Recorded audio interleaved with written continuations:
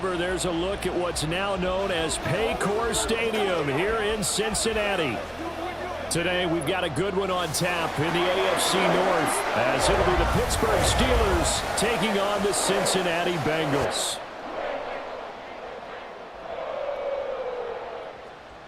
Alongside Charles Davis, I'm Brandon Gaudin, and Charles, kickoff moments away. Quickly, what are you watching in this one? The offensive line for both teams, because both teams have a terrific pass rush. They've got to keep their passers upright.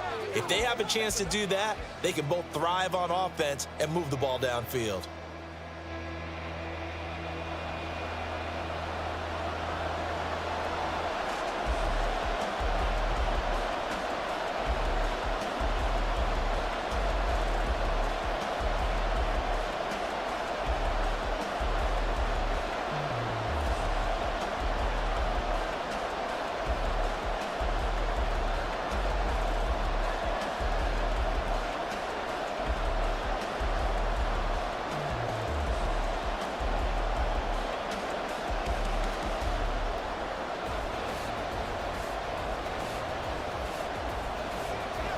On to get us started now, the kicker, Chris Boswell. And we are underway from Cincinnati.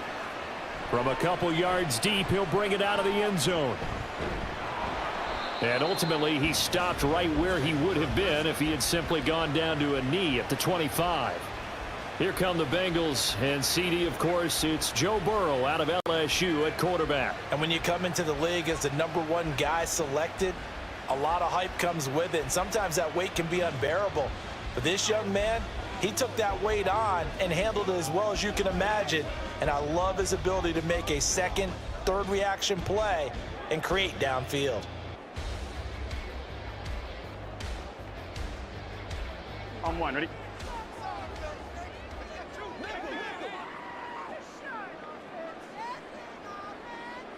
Right to the air is Burrow.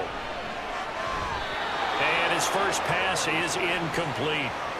But when you're going up against a talented receiver like that, you just know that they're going to bring more people to him, right? They're going to double cover him every chance they get. And I think that is what we're going to see all game long. An early taste of that double, maybe even sometimes triple coverage we might see. Yeah, I think what they're counting on, his talent to sometimes beat that double coverage. On the ground, this is Joe Mixon. And he's got room. And they're able to get this one across the 35. It's a gain of 13, and the Bengals have a first down. Well, there's plenty of real estate for him to maneuver on that run, and let's face it, it shouldn't be a surprise. He's one of the better backs in the league. Had to come into this game with the idea, slow him down, otherwise it's going to be a long afternoon. Back to Mixon on first down, and he'll take this ahead for about 4. Second down coming up. And that was a quality play to start a new set of downs. That was simply an offensive line winning the battle up front and winning in a big way and giving their guy in the backfield a nice lane to hit. Second down at 6 now from the 42.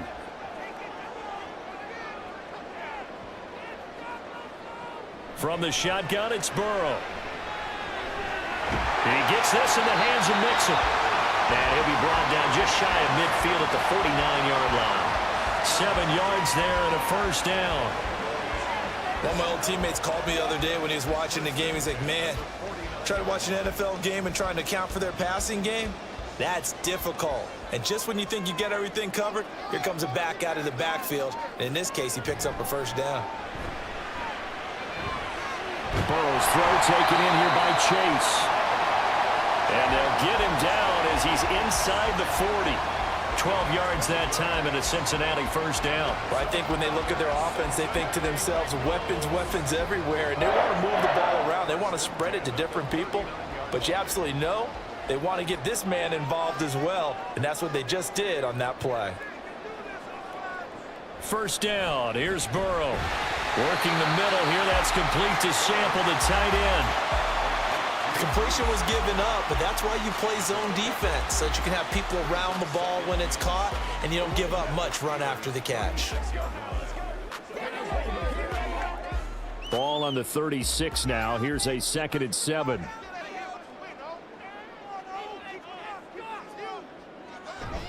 Burrow going to fake to Mixon and now look to throw. This one caught downfield by Higgins. And he's down inside the 5 at the 4 before he's out of bounds. Give him 32 on the play. Despite writing it down on my notes, I never give enough credit to the offensive line, and we have to here. The protection, that's what made this play a success. Quarterback had to wait for his crossing route to develop, and that takes a little bit of extra time. Excellent job by the big fellas up front. A terrific opening drive has them knocking on the door, 1st and goal.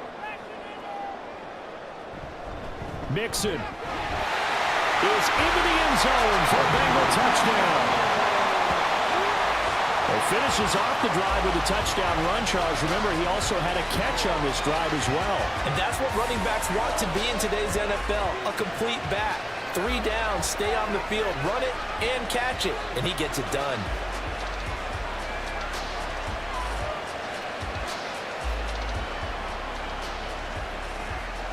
Evan McPherson now for the PAT.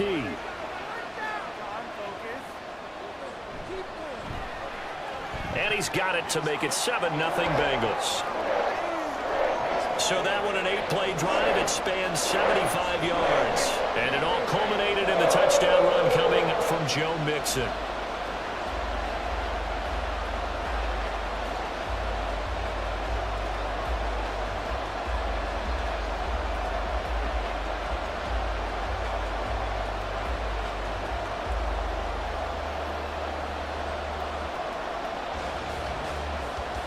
After the touchdown, McPherson on to kick this one away.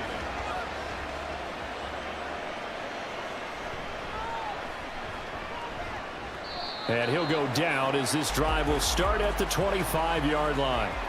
So here are the Steelers now to take over for the first time. As we take a peek at the Oklahoma State product, their quarterback, Mason Rudolph. And when Mason Rudolph is on the field, sometimes the scouting reports have to be revised a little bit because often quarterbacks like to throw short to get a rhythm.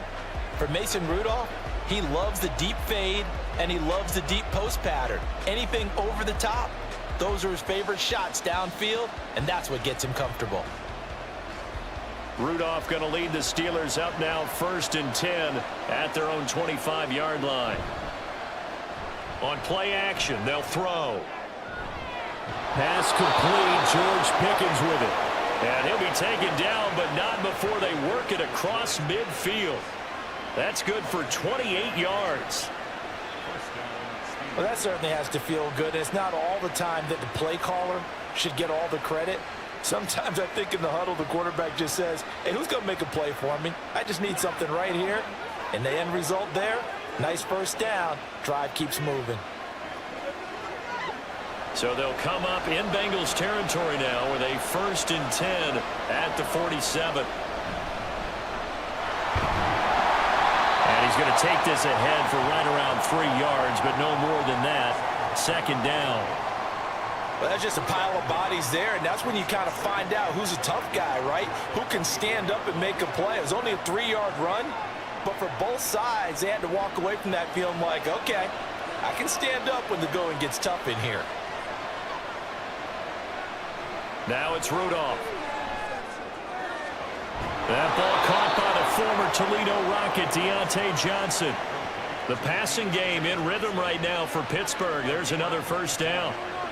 But one of the ways the quarterbacks keep all the receivers alive in a play, never lock in on any one guy. Make sure you keep your eyes moving, scan the field, and here he finds the open guy for a nice pickup. Now Rudolph on 1st down.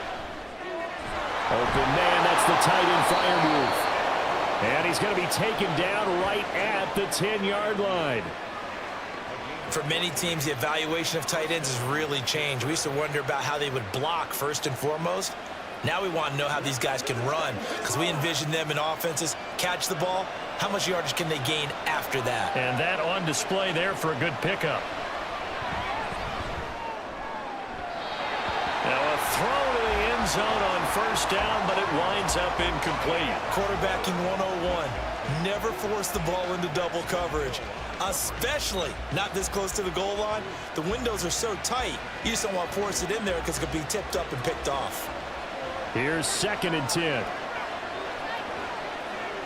Again, it's Rudolph. And he comes back with one complete. And he gets halfway home from the 10 to the 5 on a pickup of 5. And forget about the run to set up the pass. They're just coming out throwing. Forget trying to set anything up. They feel like they have the advantage. They feel like they have the matchups, and they're just attacking right now. Yep, going to the air on the opening drive.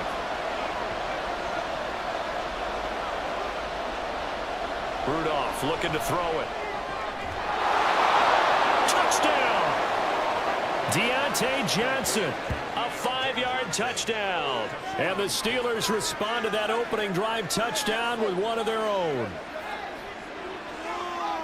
Well, down here, I thought they were going to hand that off. Instead, a well-designed play and the pitch and catch for the touchdown. And I wonder who came up with it. Was it a call from the bench? Did the quarterback have a good idea and suggest it? In any event, clearly an effective play call. They saw something they liked in coverage, and they targeted it for the short yardage throw. And the perfect way to cap their opening drive.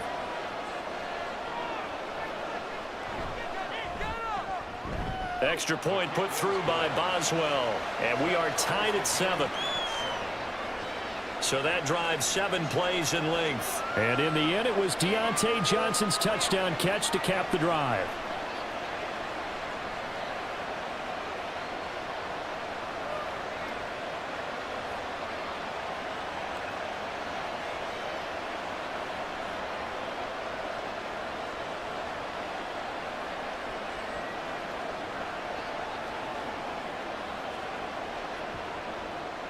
Each team's had it. Each team has scored. 7-7 here as the kick's away. And here comes a return from just beyond the goal line. And only able to get this to the 19, so probably should have opted for the touchback. Cincinnati coming back onto the field here for their second drive. And that last drive, so effective in the passing game, resulting in the touchdown. Maybe not many people were focused on the trenches. There was good protection there. Excellent protection. So now defensively, you've almost got to get down into those starters blocks like you're a sprinter. Get lower than those guys on offense and find a way to roar through them or around them to get into the face of the passer. Easier said than done, though. Way easier said than done. But they've got to try something because right now they're just cutting them to shreds.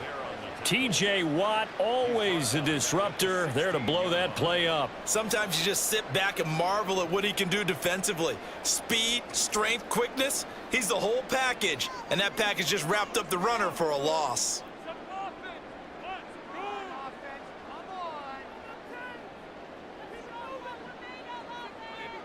Burrow looking to pass. Throw left side, complete to Chase. And he'll get this up to the 34-yard line. Second catch for him today, and it'll wind up a first down. I know this may be jumping the gun a little bit, but 7-7, they're flinging it around like crazy. Look at the drive that's going on here. Partner, we may have to start thinking about one of these defenses just holding someone to a field goal and maybe trying to get an advantage that way. From the 34 now, here's 1st and 10.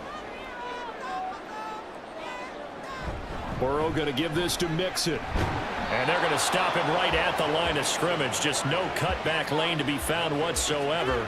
2nd and 10. The running lanes have definitely not been there for him here in the first half, and I don't think it's all been his fault. His offensive line hasn't given him much space. A loss results there. Counting down toward the midway point in quarter 1. Burrow will throw. This one hauled in by Sample. And he'll be out of bounds after getting this one across the 40. They get 7 out of that, so they're left with a 3rd and 3. Let's not quibble about the gain there on 2nd down. That was a positive play because that was a take-what-you-can-get situation. Got out to the tight end. Now it gives them a much better opportunity to convert on 3rd down. Burrow on 3rd down. He's got his running back out of the backfield. And he is going to have a Bengals first down as they're able to get the 3rd down conversion.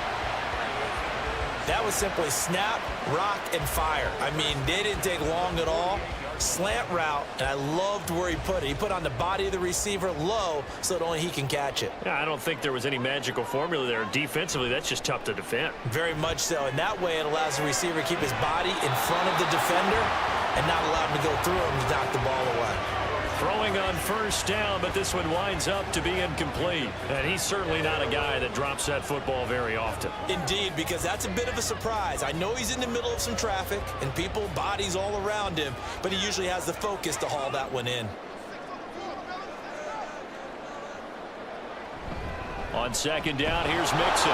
They do get a couple, but they'll be left staring at a 3rd and 8 coming up. Early down stuff to put this offense in a precarious position. We know that securing the point of attack, especially against the big-bodied guys in the middle of this D, has got to be priority one. They'll need to get this to the 38. That's where the first down marker is here on 3rd. Here's Burrow setting up to throw it. And the Steeler pressure too much here. He's going to go down. There's your co-NFL record holder, T.J. Watt, doing what he does best, terrorizing quarterbacks. And we all know how talented this guy is, who's calling the signals for him. But even the best in the game, they can struggle against a good, cohesive zone coverage. Can't find a gap in the secondary quick enough, and he ends up taking a sack. So they're forced to punt on 4th as this one's away. And that is much too long. That's into the end zone for a touchback. So Pittsburgh retakes the field for their second offensive possession.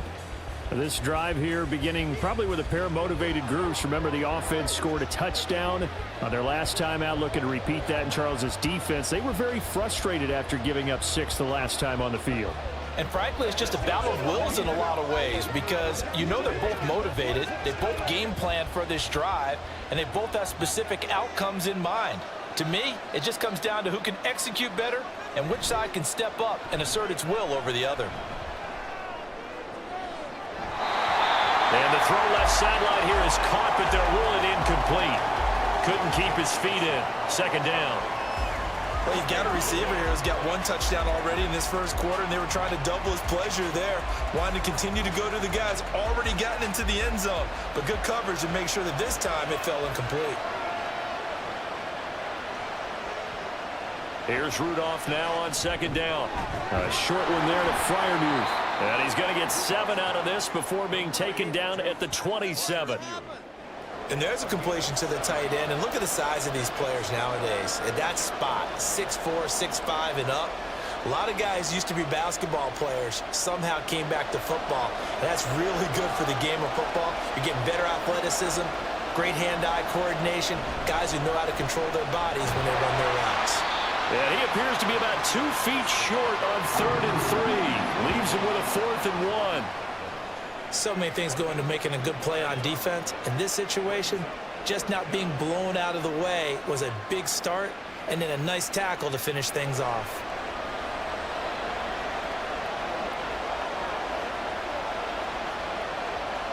Now on 4th down, Presley Harvin on to punt for the Steelers.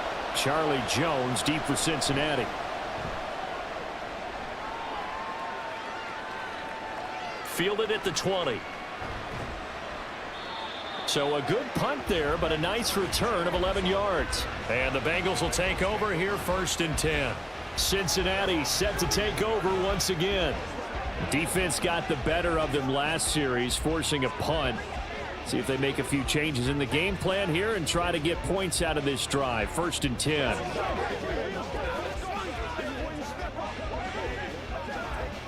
Burrow going to lead up the Bengals here, 1st and 10 at the 31-yard line.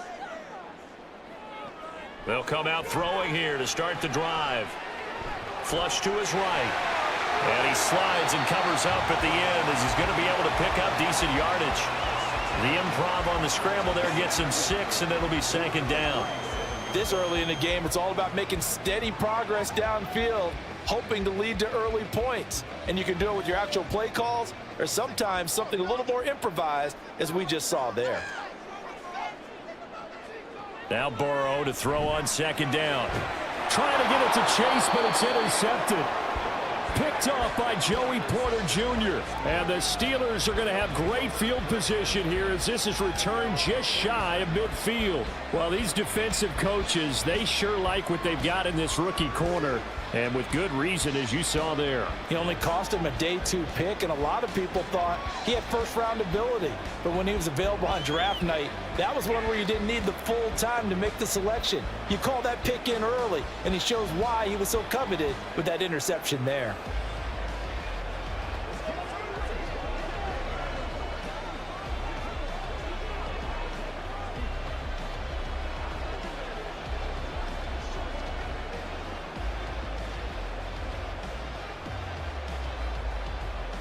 Good starting field position for them here as they come up 1st and 10, just shy of midfield at the 49.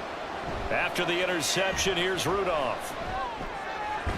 Finding Harris over the middle. And he'll get it down here to the 43. Just about every quarterback is trained to really look downfield first before you come back and make a nice, safe throw. And in this case, that's exactly what he did. Found his running back, let him create some space, and it turned out to be a nice play for the offense. On 2nd down, this is Harris. Fights through him, shrugs the tackle. Nice. And he'll go down here at the 35-yard line. That one, a 1st down pickup of 8. And that's the big fella's MO right there. Running through tackles, keeping the sticks moving forward. This defense, if you don't bring 11 guys to the ball to try and get him on the ground, he's going to keep making runs like that. I feel the press box shaking every time he touches the rock. 1st down, and they go back to Harris. And a hard-working run here as he's got it inside the 20, down to the 17. The Steelers able to pick up 18 yards there. I think they like this drive a little bit better there, partner. Running game helping out, picking up some of the slack. Because remember the last drive, they went 3 and out. So from the 17 now, here's a 1st and 10. Now here's another carry for Harris. This will be stopped about 2 yards shy of the marker. 8-yard gain, 2nd and 2. Pretty effective run there, and now they can start to smell that end zone. Pound the rock. Make sure you use your O-line to set the tone of dominance and physicality, and pound the rock. 2 yards left on 2nd down from the 9. Harris running straight ahead. And he's going to be brought down just shy of the 5 at the 6. It's a 3-yard pickup, and that sets up 1st and goal. Well, they came into this game saying it was important that they set the tone and show that they can run the football. And I believe that they've done that here in the 1st quarter.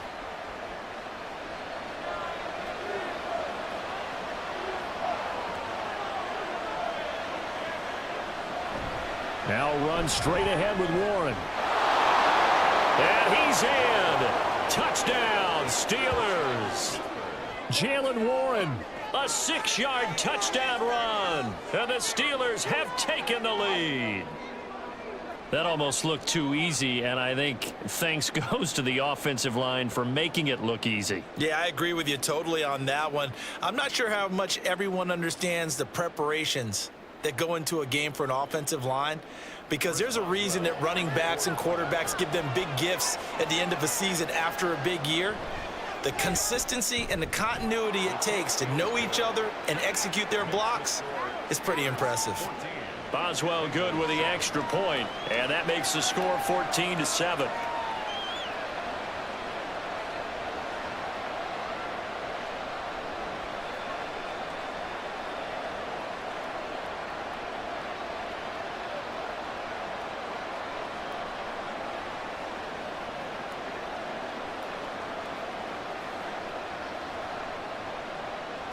Boswell now to kick it away after the touchdown.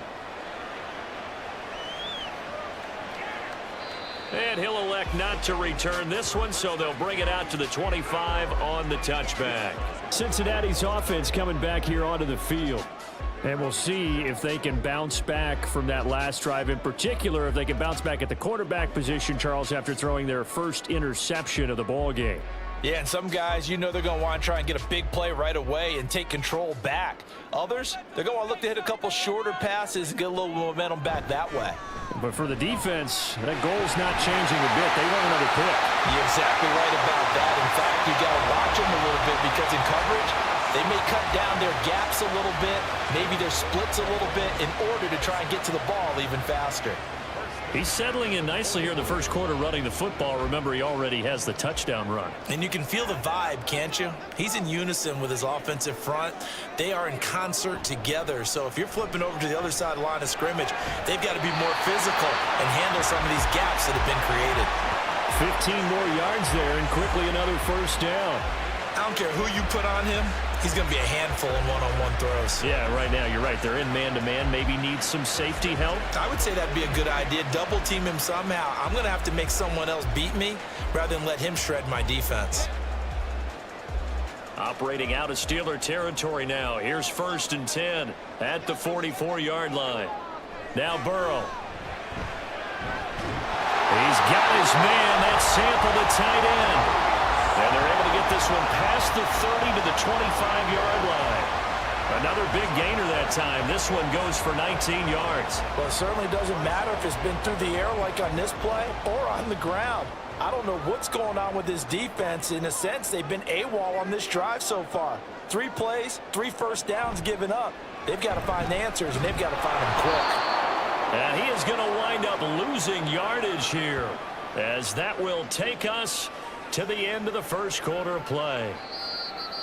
That's the end of the first quarter. Through one quarter, 14-7 our score. Bengals 7. Ready for the second quarter from Cincinnati. It's the Bengals with the football here. After the loss, they'll come up 2nd and 13. As they've got it as we resume action.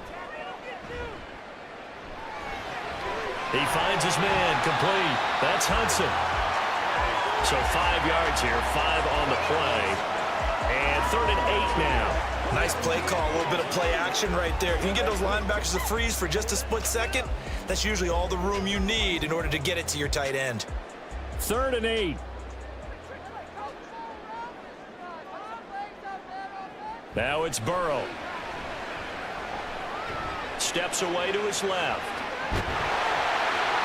And he'll be taken down, but he does have first down yardage. It goes as a gain of 9, and it moves the chains.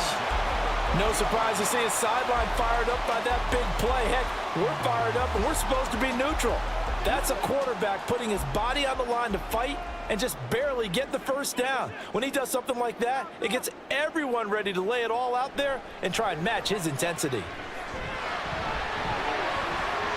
And he'll protect himself at the end here as he winds up getting pretty decent yardage. He'll wind up getting 9 after tucking it and running, so it'll leave him with 2nd and a yard. I do think it's fair to say that they were caught off guard a little bit when he decided not to throw it on first down. But give them credit, they recovered in time to deny him the first down yardage. But it's only 2nd and short, so that run is still likely to lead to a new set. And he'll take this into the end zone for Bengal TD. Joe Mixon with his 2nd touchdown here in this first half. And the Bengals are an extra point away from evening this one up. So his strong first half continues as he finds the end zone here for the 2nd time. And definitely good blocking at the point of attack, and you just have to love watching the way he can create space down near the goal line, and he's able to take it into the end zone. McPherson now for the extra point. And we've got a good one brewing. We're all knotted up at 14. So that drive in total 8 plays. And it all culminated in the touchdown run coming from Joe Mixon.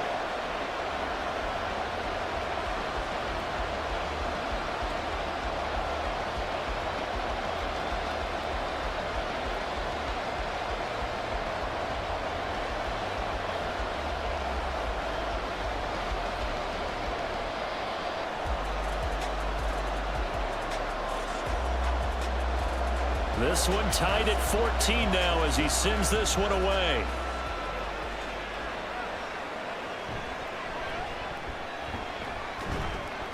And able to get this out to the 25. Pittsburgh offense making their way back out.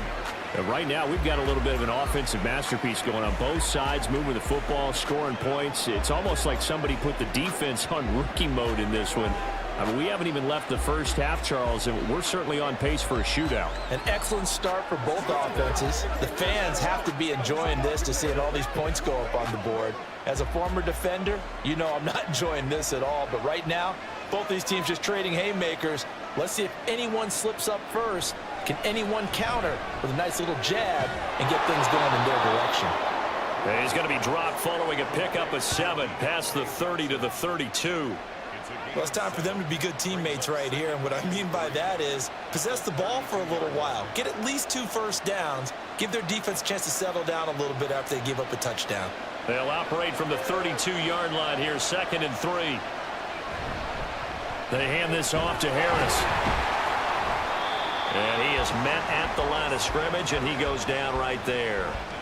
Call it no gain that time, as it's going to leave him with a 3rd and about 3 to go. It's rare that a man his size can't at least push forward for a yard, but they stopped him there for nothing. You're talking about Tiny? You're talking about the little guy back Tiny. there? That monster. Yeah, you're exactly right. And it takes a group effort to get a guy like that down and not let him find some space.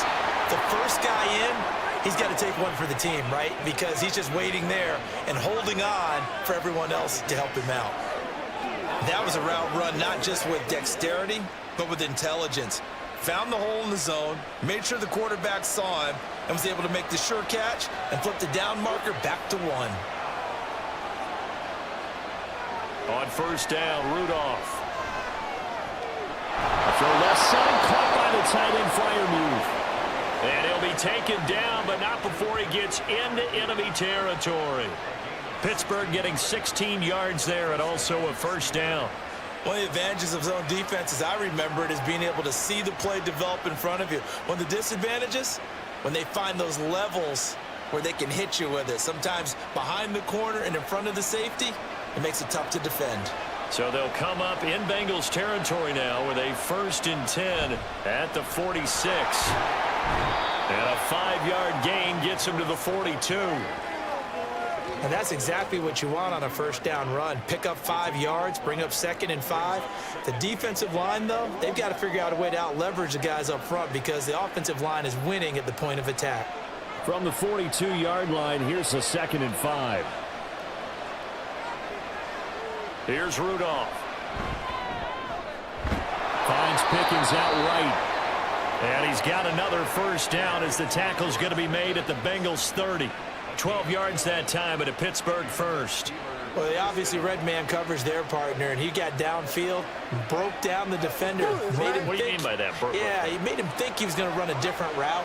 Probably thought he was going to take it upfield. Then he curls back inside for the completion. On first down, it's Rudolph.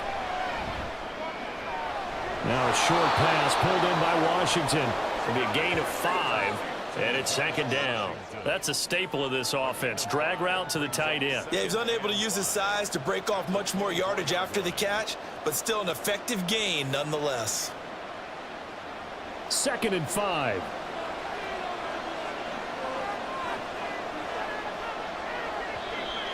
Now whistles here before the snap, and it looks like one of the Steelers may have moved. Ball start, offense. Oh, moving from his tight end spot there. Do you think that perhaps the play call was for him? Still 2nd down.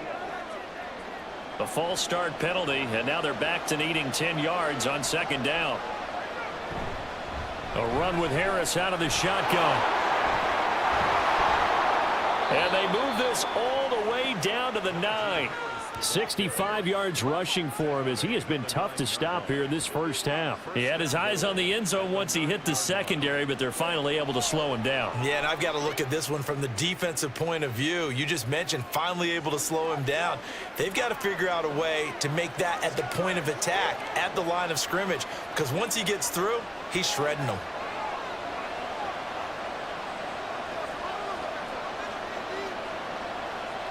Out of the gun, Rudolph. Toward the pylon, but it's incomplete. And down here, 1st and goal, if it's not there, don't force it. You've got at least 2, if not 3 more shots at it. So that's a wise move to get rid of it.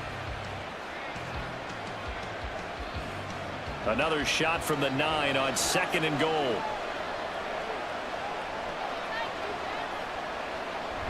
Now it's Rudolph off the bootleg. Quick hitter here. It's complete. So back-to-back plays, each get nothing. And that'll bring up a 3rd down and goal. As a defense, you're more balanced when you're in zone coverage because you're able to keep your eyes on the quarterback and see the play develop in front of you.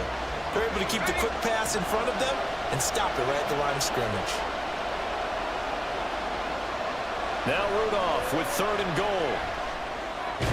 This will be caught at about the 6. They wind up with 6 on the hook up there, but it's not enough. 4th and goal. So much about this game is just understanding situations and then having to execute, isn't it? Guard the first down sticks. Don't let them get there. And they rallied and made the tackle. So on 4th down, the Steelers call on the number of Chris Boswell for the field goal try. From the right hash at a bit of a tight angle. Boswell's kick is good. So a long drive gets him down inside the 5, but ultimately they settle for just the field goal. And I have to think that if maybe they were a yard closer, that would have made their decision tougher, and I think they likely would have gone for it. But in this situation, they just decided to take the 3, and I think it was a smart move.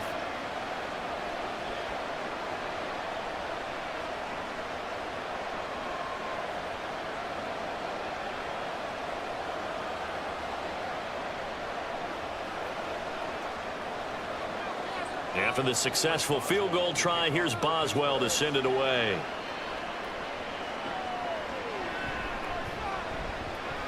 Fighting his way through contact. And he nearly broke that for more, but as it is, still a good return. They'll start the drive right around the 37. For the Bengals offense getting set and ready to go again here. That last drive, it was a good mix. Run, pass, defense on their toes. And what really helps out in a big way is when you're doing the run-pass mix and everything's working, that means that they're guessing wrong every time on defense. They think you're going to pass when you run and vice versa. I would continue that, and when they finally draw a bead on you, maybe you mix it up a little bit, a little play action and throw the ball. And will they maintain that balance? Time to find out. And they've got it well across midfield down to the 40 before it's all said and done. 23 yards, the final tally.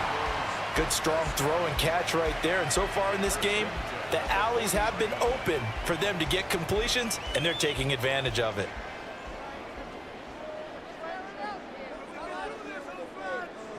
Now Burrow on 1st down. Working the middle here. That's complete to Sample, the tight end. Call it a gain of 6 on the play, and it's 2nd down. Now that's staying ahead of the chains. Really good pickup on 1st down, hitting the tight end there. Now it brings up a 2nd and manageable. Just found a hole in that zone. And from the 34, here's 2nd and 4. They're passing here. Joe Burrow. He's going to have the hook up here to Chase. And Chase going to pick up a Bengals 1st down as he'll take this down to the 26. It's a gain of 8, and it'll wind up moving the chains.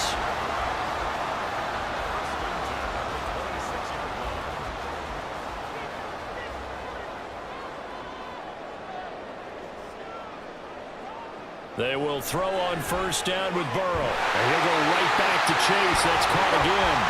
And taking it to the 15-yard line before he's brought down. 12 more yards for him there. It's a 1st down. Boy, everything clicking on this drive. He's 4 for 4 now, and that throw, maybe the best of the bunch. This offense is really humming, and they pick up another 1st down. From the red zone now, here's Burrow 1st down. He's going to find his running back. It's complete. And now they're inside the 10 as he's brought down at the 9. And that's good for a gain of 6, and it'll be 2nd down. I do have to admit, I like it when it all comes together. When the top part, catching the football, right, whether you're catching it with your hands or cradling it, comes together with the legs, in this case the feet, doing a little toe tap to stay in bounds and complete the catch. And a great job by our crew on the camera shot. Love when you see the grass or on the field turf, those rubber pellets flying up. Great catch.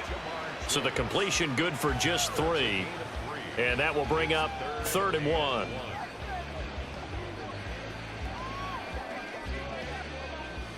So they just need 1 yard here to pick up the 1st down. Again, it's Burrow.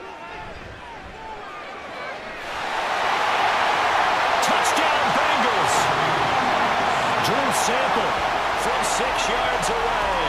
And the Bengals have retaken the lead. Well, it was 3rd and 1. I was expecting run so much for that. They pass it, they score it. That had the feel of the head coach telling the offensive coordinator, you've got 4 downs here. We're going to go for it on 4th down unless there's a disaster on 3rd. Go ahead and take a shot if you want to. And he gratefully accepted the opportunity and did exactly that. If they didn't get it there, that had the feel that they would come back and try it on 4th down. Extra point by McPherson, up and good. And that will make this a 4-point game.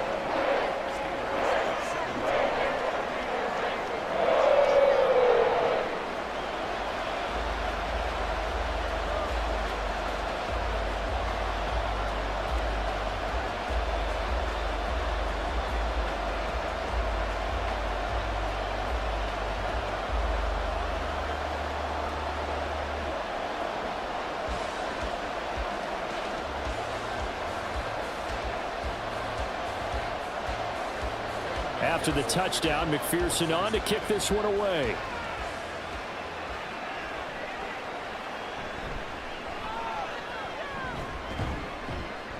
And out a little across the 25 to the 27. Najee Harris and the Steeler offense set to go to work once again.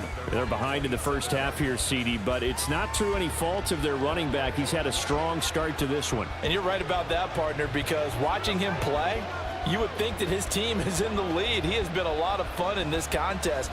Now let's see if they can actually make something happen and put more points on the board behind his efforts. Yeah, I'm curious to see, Charles, if they can play complementary football and get that passing game going as well. They'll start on the ground here on 1st down. And he is going to be stopped cold behind the line of scrimmage. 2 yards the loss, 2nd and 12. Sometimes you get all those big guys down there in one spot, and there's just nowhere to go. And in this case, the defensive tackle used his strength and swallowed him up. So the opening play of the drive goes backwards. Now they'll come up on 2nd and 12. Rudolph. Setting up the screen, Harris. And he'll get to the 29-yard line, brought down there. Boy, that was certainly well-read defensively. And the key to any screenplay is space to work. And there was none to be found there. And they tackle him for just a short gain. The Steelers on 3rd down. They've hit 2 for 4 thus far. This is 3rd and 7. Rudolph looking to throw. The Bengal pressure gets him that time. Down he goes. Multiple players combined for their team's first sack of the game. You know, on these types of plays, we're always looking to assess blame. Okay, where did it break down? Sometimes it's just a great play. On 4th down, here's Presley Harvin on to punt.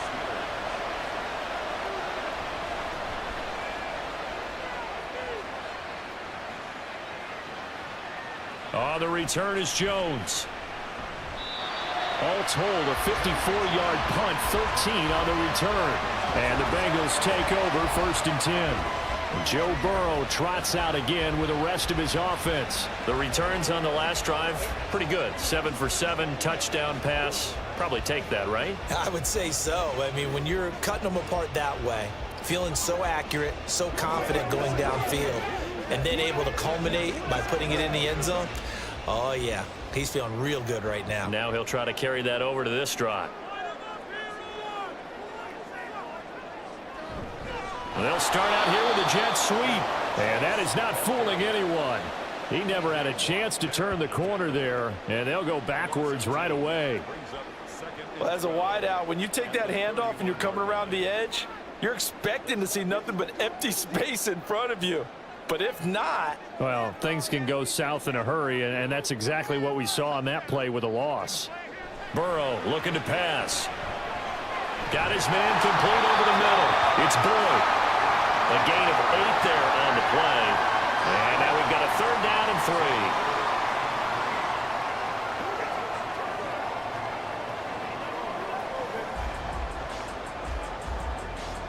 They don't need to run another play here before the 2-minute warning. Let's see if they do it anyway. Burrow on 3rd down. He's got his target. That's complete. And he is going to have a Bengals first down as they convert on 3rd and 3 with a nice gain of 7 yards. The LSU connection. Burrow to Chase for the Cincinnati first. 2 minutes remaining in this first half of football.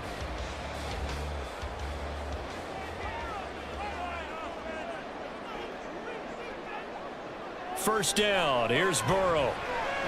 That's complete to the tight end Sample. And they'll get him down as he's inside the 40. They'll get 14 on that one. Good for a Bengal first down.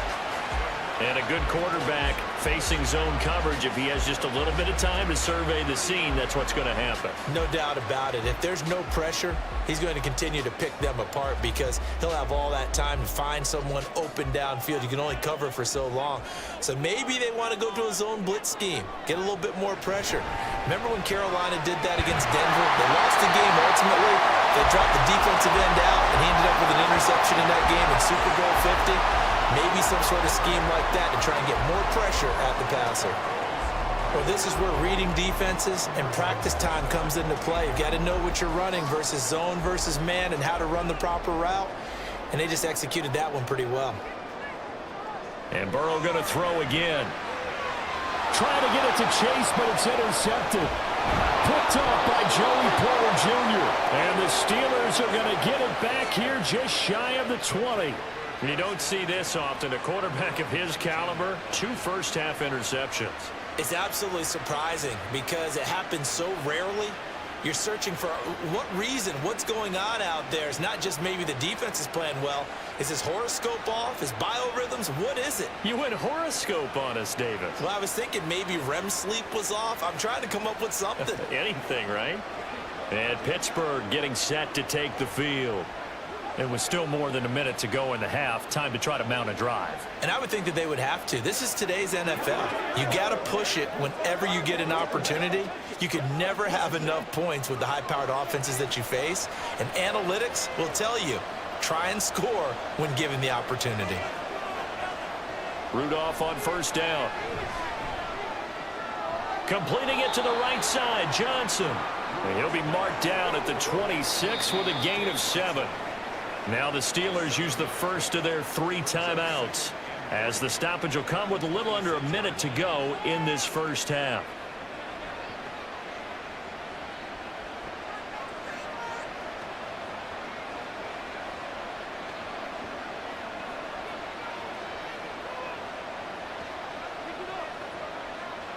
Here's 2nd and 3.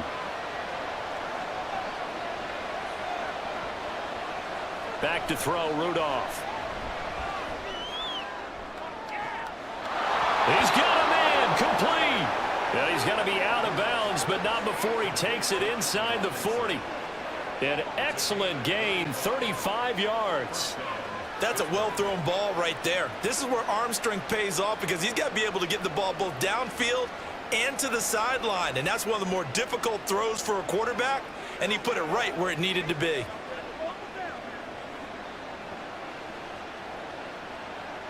So how about that for a chain mover? They're all the way down inside the 40 now for 1st and 10. Here's Rudolph. He gets it left side to Johnson. And they will get the first down here as they move into field goal range as well inside the 25. Now that was pretty. They executed that curl route versus zone coverage, and that changes things a little bit because against man, it's often a tight curl, a sharply run route. Against zone, you're just looking for that open spot, that dead area, so you make curl a little bit wider just to get to that place. And usually a tight window. He fired a bullet in there for the completion. Throwing on first down, but this one winds up to be incomplete. And not a common sight, at least on this drive. A momentary setback, though, for this passing game that has been moving well this series. Good thing for them, though. Still 2 more downs to connect and try and pick up another first down. Now is 2nd and 10. Rudolph now to throw. And the catch made by Johnson. The Steelers signal for the 2nd of their timeouts as they'll stop it with 14 seconds to go in this first half.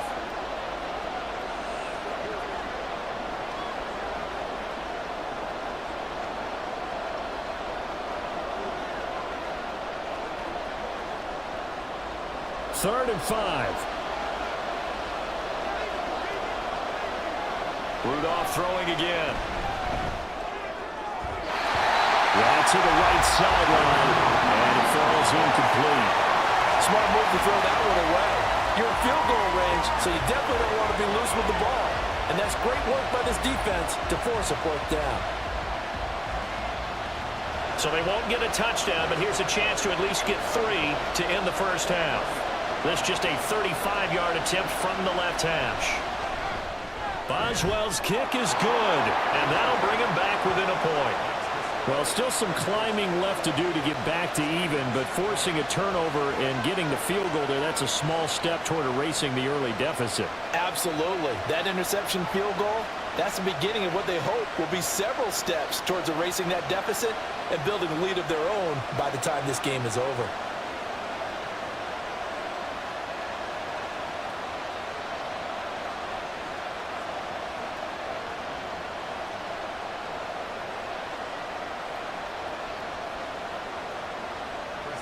So 6 seconds, all that remains of this first half as the kick is away.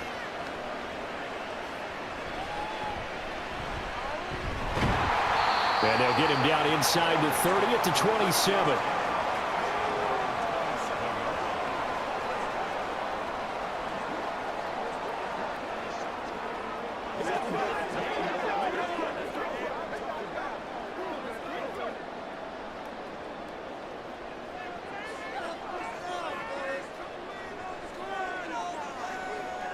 He'll take the knee, and the final couple seconds will tick by in this first half.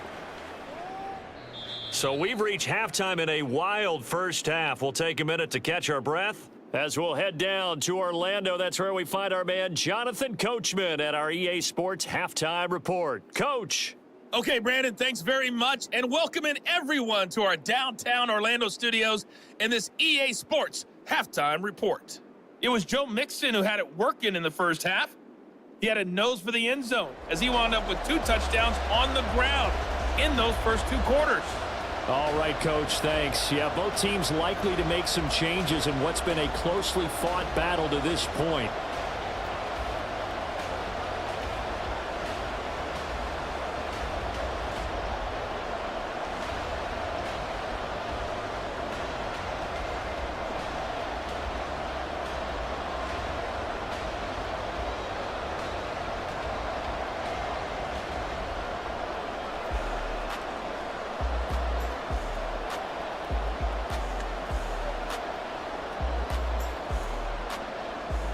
It's been a shootout so far. We'll see which defense can make the adjustments as we get back underway in the second half. On the return from his end zone, Godwin Igwebuike. And ultimately cannot get this out to the 25-yard line as he's dropped at the 23. The Steeler offense now with a football first here to begin the third quarter. Well, Charles, in that first half, we saw a fair amount of offense on both sides of the football, and now the team trailing here will start with it in the third quarter. And we both know this coach pretty darn well, don't we? Because his game planning is always on point. And now that he's getting the ball to start the second half, how about all the offense that you already referenced in the first half? He'll put that all together and come out with something really strong, I believe, to get things going here in the third quarter. Rudolph's throw complete there to Johnson. And they'll get it all the way up about 5 yards shy of midfield. Fresh out of the locker room, they hit him with a gain of over 20. That was an excellent read right there. Saw cover 1. That means it's just a single high safety. So you know if you throw the ball to the outside part of the field, help is going to be a little bit late getting there. And he puts one out there for a big-time completion. The big play to start him out. Has him at the 45 already. On the give, this is Harris. And across midfield he goes and into Bengal territory. 73 yards for him on the ground now as he has been terrific here this afternoon. Good yardage there on first down. Exactly what you want. Get yourself set up to keep making first downs, keep the clock running. And if they're smart, you're starting to milk the clock. No hurry before you run your second down play. They'll fake the handoff. Now Rudolph. That's swung out wide to Harris. And he'll go down just shy of the 40 at the 41. 6 yards the pickup, and that's a first down. Well, they certainly had success throughout this contest getting him the ball in the passing game, and there he picks up another first down. Whatever they saw going into this one, they've been able to capitalize on it, and no adjustment has been made to take it away. Now a first down carry for Harris. And this winds up a pickup of 2, maybe 2.5 to about the 39. They suspected that it was a power play up the middle coming at them, and boy, were they right. That defense got downhill in a hurry and limited them to just a couple on first down. Here's a 2nd and 8.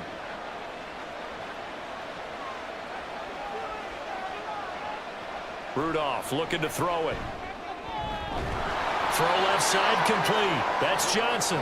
And he's got another first down as the tackle's going to be made at the Bengals' 27-yard line. To win any route, you've got to break down the defender, and that's exactly what happened here on this really nicely executed curl route.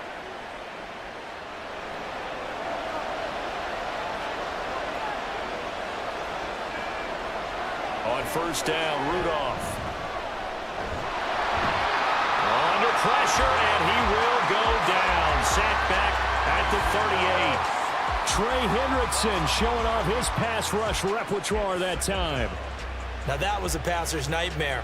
The front door totally shut down by the defense, so he kept going backwards, hoping to find another avenue of escape.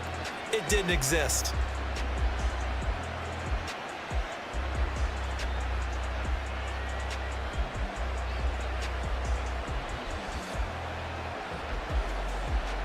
So 2nd and long, and got to be careful not to fall out of field goal range. Now it's Rudolph. And that one too wide and incomplete. Well, partner, guaranteed they approach this play with the idea of making up ground to make third down manageable. Unfortunately, with that incompletion, right back where they started on the last snap. Now they need a big third down play in order to pick up the yardage needed.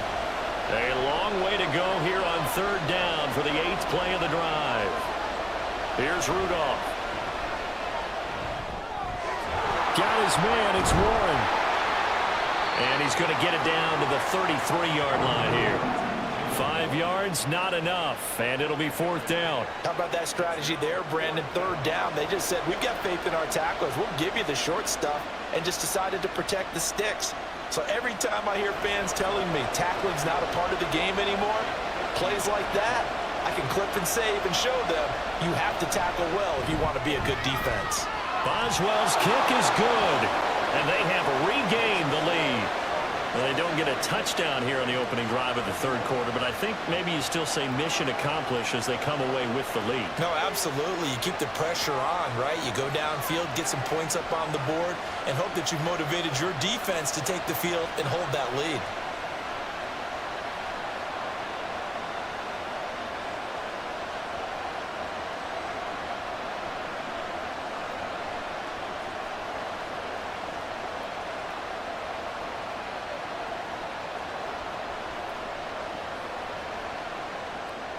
After the successful field goal try, here's Boswell to send it away. From a yard or two deep, here comes a return. And that decision to bring it out ends up not being a good one. Cost him about 5 yards as he's tackled at the 20. So here are the Bengals now as they get their first possession of this second half. And they find themselves down on the scoreboard following the field goal a moment ago. And I think even though they trail in the game now, I would consider that a win for their defense, and that's probably what they're telling the offense when they get to the bench. Hey, the onus is on you guys now. Get back out there and get us the lead back. Burrow and the Bengals with a 1st and 10 at their own 20-yard line. They'll try and start this drive in the air. And his throw is incomplete. His back has been a dependable safety valve all game, so he went back to him when his first read was covered. Just unable to connect, so the play results in no gain. They'll try again from the 20 on 2nd and 10.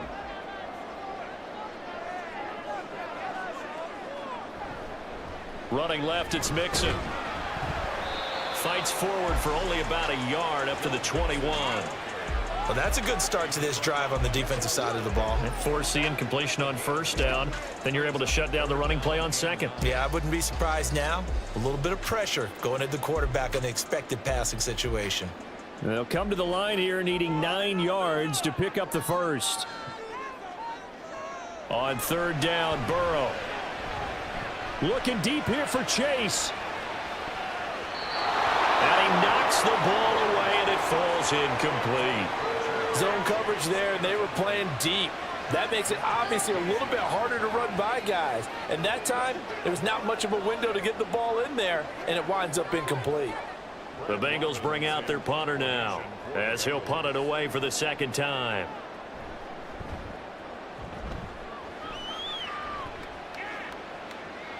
Now Austin. 51 yards on the punt there. And the Steelers will go on offense here, 1st and 10. Pittsburgh's offense now heading back out onto the field. Last time out, you remember their drive stalled, but thanks to their kicker, booted a long field goal to at least get them 3. Now here they'll try to do better and find the end zone. And in our experience, how much fun is it for coaches to know that they've got a kicker who can nail it from long distance? Now, the hard part is, as an offensive play caller, you don't want that in your head too much where you're relying on it, and he goes out and gets the job done for them. But I'm quite sure he would be content to just kick extra points from here on out. Yeah, absolutely no question. I think his teammates would be okay with him just kicking the extra points as well. As a defensive back, you have some weapons at your disposal that we don't often talk about. And you can read the receiver's eyes, you can read his hands, and you know that the arrival of the ball is imminent, and that allows you to make a play on it and oftentimes knock it away. On second down, here's Rudolph. Out route, and he connects with Freiermuth. And he slips up past the 45 before being tackled. 5th catch of the afternoon, and that gives him a first down. I'll tell you what, a lot of those mid-range throws have been available because sometimes teams get too concerned about the deep ball and they leave too much space in front of them, and these guys have been taking advantage so far.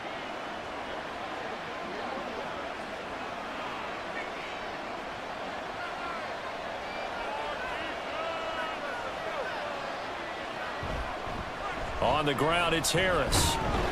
And he'll power ahead, but only for about 3 yards. Second down coming up. Typically, we think it's the strong safeties that are better tacklers, especially closer to the line of scrimmage amidst traffic. But in this case, how about the free safety coming up and making the big-time play? From just across the midfield stripe, here's second down at 7. They'll keep it on the ground. Harris again. And a pretty athletic run right there as he's going to get this down inside the 40. 88 yards rushing on 12 carries for him now. We often give credit to the O-line there. 2 tight end formation. Those tight ends block pretty well also. Yeah, and that's one of the most dynamic positions in football now. The tight ends who can block at the line of scrimmage at the point of attack, and they can also get downfield and catch the football. Oh, that's into a double team, and it's intercepted.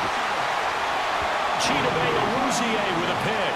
And the Bengals are going to have it here as they'll start at their own 24-yard line. So this offense moving the ball well, trying to open up a 2-score lead here in the third quarter, but now potentially a play that could have big ramifications. Yeah, you've driven the ball down the field. Things are looking up, but it takes just one bad decision to throw things off the rails. Cincinnati now ready to take the field. These guys definitely hoping for a better showing than their last appearance. They couldn't really even move the football much beyond the shadows of their own goalpost, Charles. We'll see if they can get a better, more sustained drive going here. Yeah, and every team that we ever talk to says the exact same thing. When you start a drive from that deep in your own territory, the goal is a minimum of at least 2 first downs, because even if you have to punt then, you change the field position, right? You flip the field a little bit. They didn't get that done. This time they want to string together a nice drive and help themselves out. Pretty nice work defensively there on the first down run as they hold him to a gain of a couple. Certainly a nice job there by the defense rallying to the football and getting him on the ground, but I think the play gets made by the defensive front, because if they can't get upfield, their job is to go ahead and get low, almost get into a ball sometimes, stack things up, and make it difficult for the runner to find a hole. Now, meanwhile, here's a second down throw that's knocked away and incomplete. And those two just haven't been in sync thus far. They've done a nice job against him, but still, with his talent, you would expect them to have more completions to him in this game.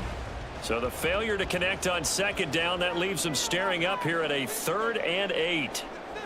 Here's Burrow. That is caught. And they work this well upfield across the 45. Great way to convert on 3rd down there. 21 yards the play. I don't care how many times we see it. I still get a kick out of watching quarterbacks and receivers do the pass tree in pregame warm-up.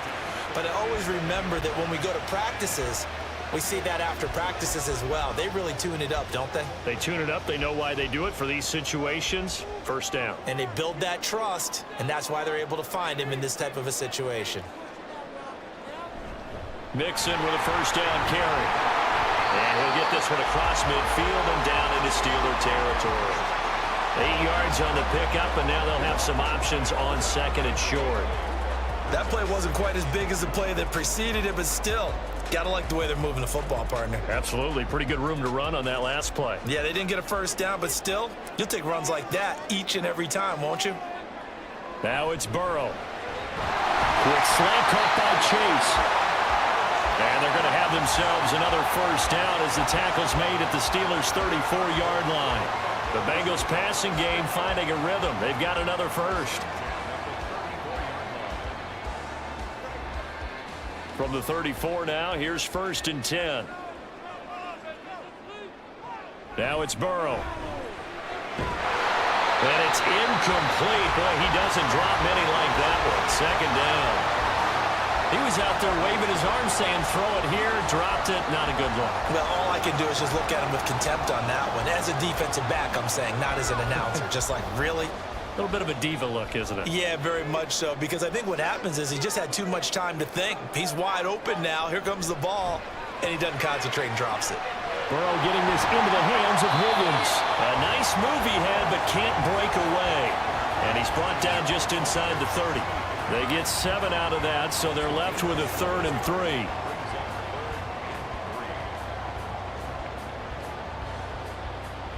Coming up here looking for 3 yards to pick up the first. Again, it's Burrow. Pass taken in by his big tight end. And he is going to have the Bengals first down by about 3 yards or so as they wind up getting 7 there on 3rd and 4. Many different ways to create space, but on that play, he did it with that big, wide body of his. Didn't get a whole lot of yardage on the play, but it did what it was supposed to. Pick up a first down. On 1st and 10, Joe Burrow. Out to the left. He's got Sample there. Got to give credit where it's due. Really nice defense on that play. The pitch and catch was successful, but not any run after it.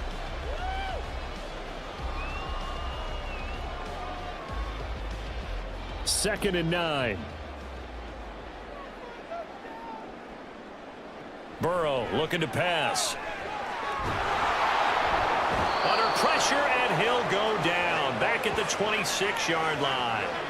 That time, multiple defenders getting pressure, and it's a loss of 6. They've gobbled up over 30 yards of turf so far, but a sack knocks them backwards. And that interrupts the momentum they were building.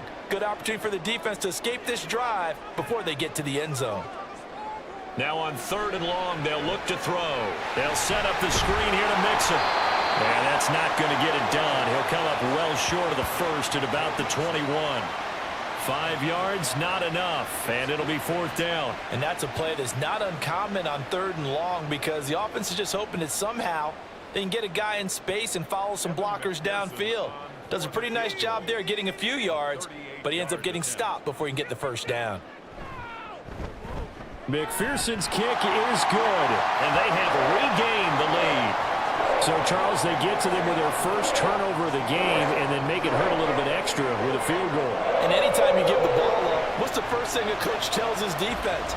Don't let them score off of this. You've got to put out the fire. In fact, in 2021, that's what one NFL coach termed his defense. The firemen. Go out there, guys, and don't let them put some points on the board.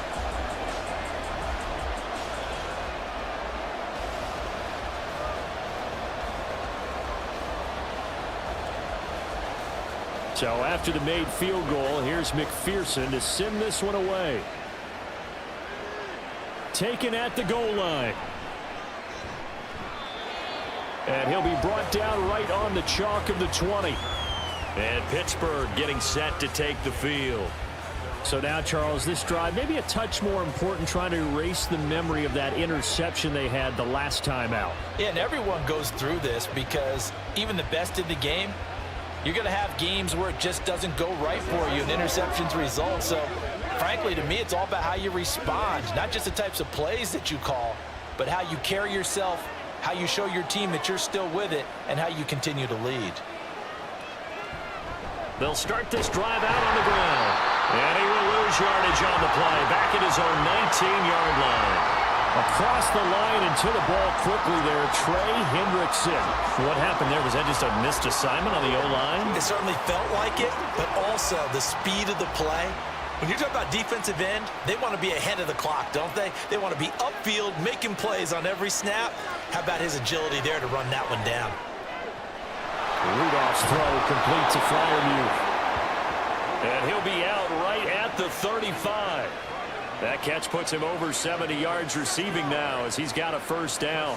And he's the epitome of what we call the move tight end, a guy that you can line up anywhere, in the slot, out wide, in tight, doesn't really matter because he has such great skills. You want to utilize him in all aspects of your passing offense. And there he was in the slot for the catch.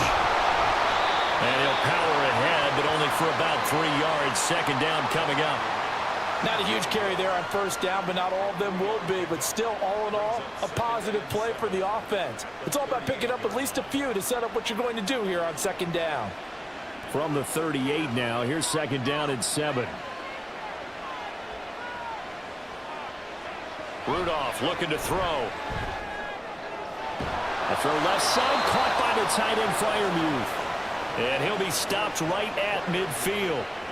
12 yards there as they keep this drive rolling. It's another first down. And that was good protection there. No, that was great protection there because it allowed him to lock in on his receiver, although I think he was looking for his tight end on the corner route all the way. Nice connection there for a really nice gain. From the 50, it's Rudolph. And here's Freiermuth again. And he's tackled a yard short of the marker. Good gain of 9 on first down. I don't care what sport you're playing. Everyone likes to build up a little momentum, don't they? And look at this, back-to-back completions to the big target at tight end. That one not as profitable as the other, but still a decent gain. And from the 41, this is second and a yard.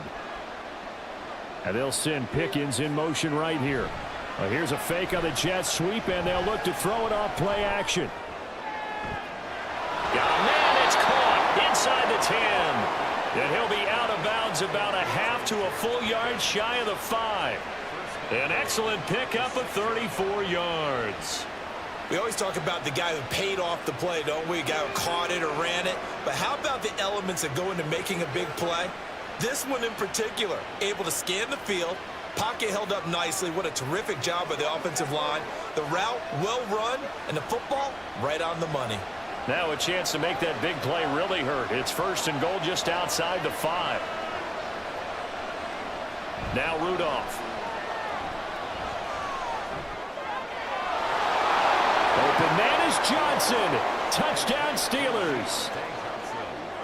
Deontay Johnson with his second touchdown of the afternoon. And the Steelers have retaken a third-quarter lead.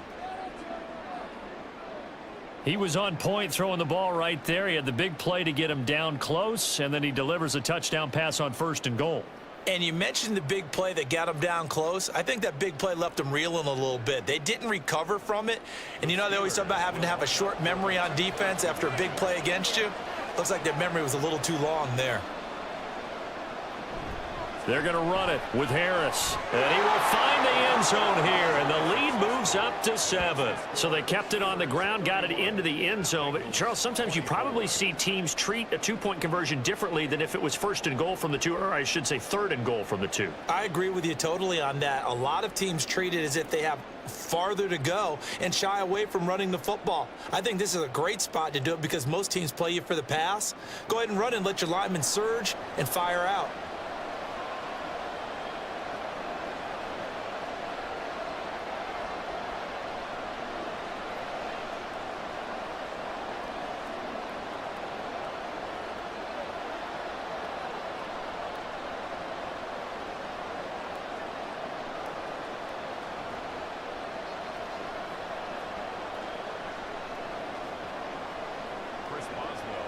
Boswell now to kick it away after the touchdown.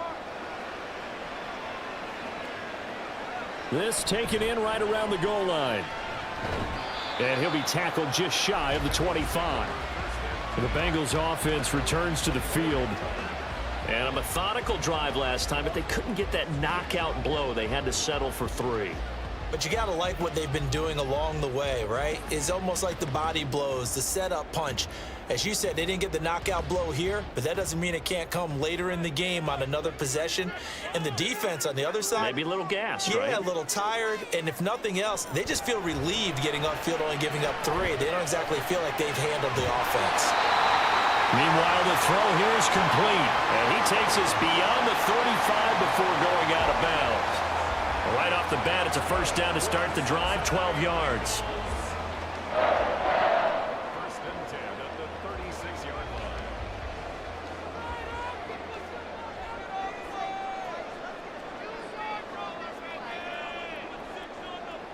Burrow will throw. This one hauled in by Sample. 2 yards on the pickup there, and that'll bring up second down. It's vitally important to wrap him up immediately, because if you let that big guy get ahead of steam up, boy, then you've got real trouble trying to get him down. But they're able to hold him to a short gain on first down. Final minute now of the third quarter.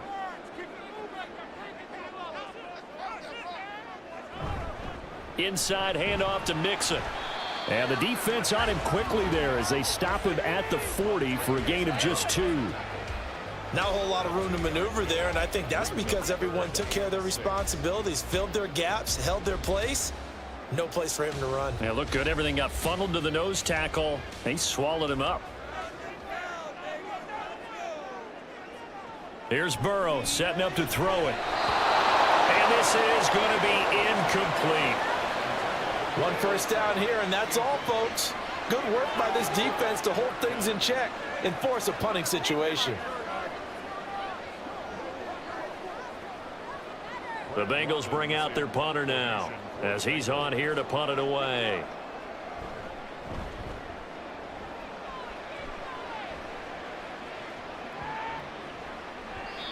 And no one there to stop it. Hits at the 8, but it carries all the way into the end zone for a touchback.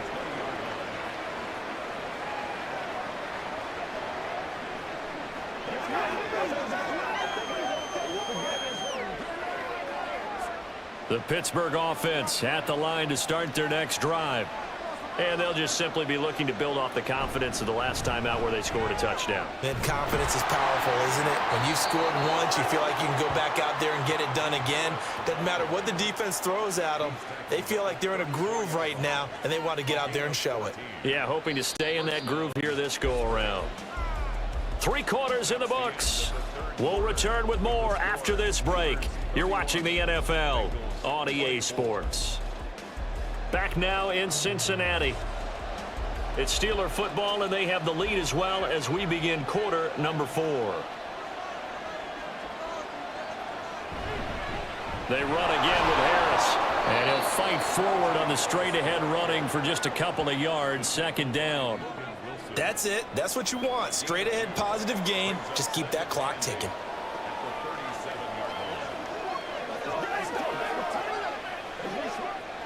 This is 2nd and 8.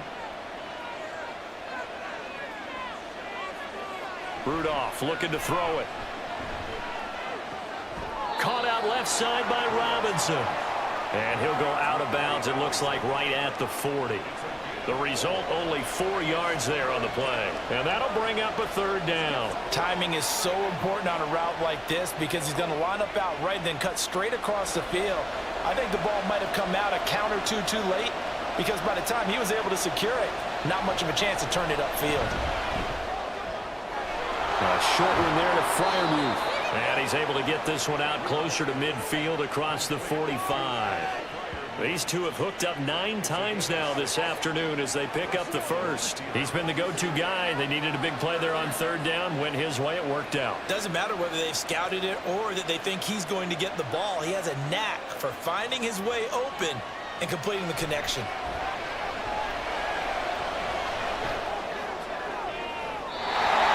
Throwing on first down, but this this one winds up to be incomplete. This could be the start of a nice stand from this defense now after getting walked backwards on this drive.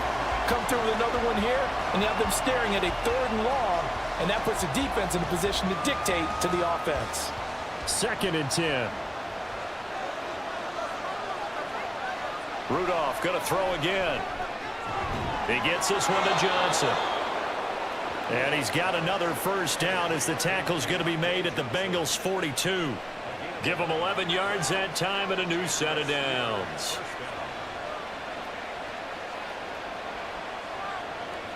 They couldn't ask for much more to this point in the second half. A gorgeous day, 1-score game. 1st and 10 here.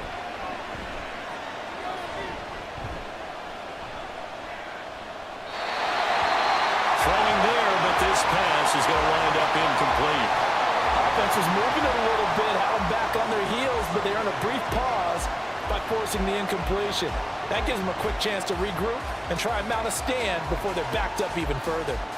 So after the incompletion on first, now 2nd and 10. A handoff for Warren.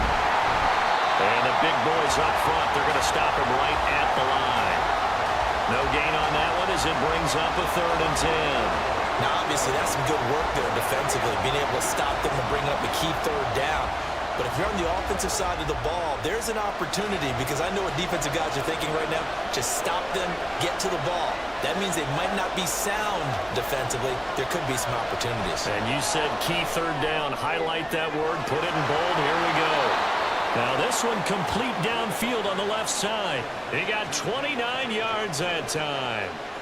And that certainly appears to be a critical conversion right there, because not only do they keep the drive going, they take valuable time off the clock as well.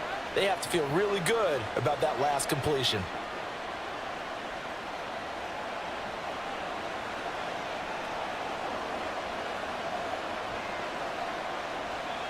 Here's a 1st and 10 at the 14-yard line.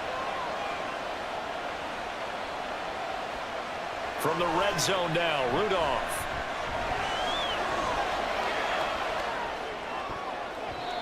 To the goal line, but it's incomplete.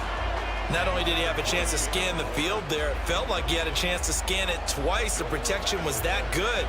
Unfortunately for him, the coverage downfield, equally good. So they'll come up after the incompletion for 2nd down. Back to throw, Rudolph. Got his man, it's caught for a Steelers touchdown. Pat Freiermuth, a 14-yard touchdown. And the Steelers have opened up a 2-touchdown lead here in this 4th quarter. But that's certainly an important touchdown there. It makes this a 2-score game. But as we've seen, no lead is safe in this one with the way these two offenses have lit up the scoreboard. I would imagine that on their sidelines, they're both yelling at their defenses, hey, you want to get involved here? One big play from you, that could win the game for us. Extra point now by Boswell.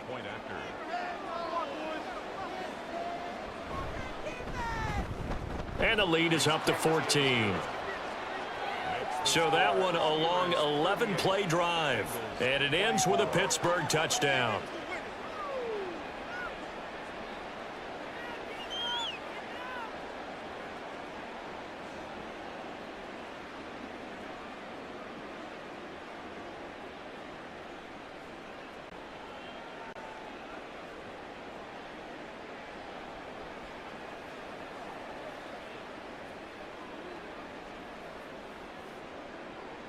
Boswell now to kick it away after the touchdown. This taken in at the goal line. And he'll take it up past the 25 to the 26-yard line. Now the Cincinnati offense ready to see what they can do here. Over on the sideline, hoping to hit that reset button between possessions. Last time out, they had to punt it away. This time hoping to finish this thing off in the end zone.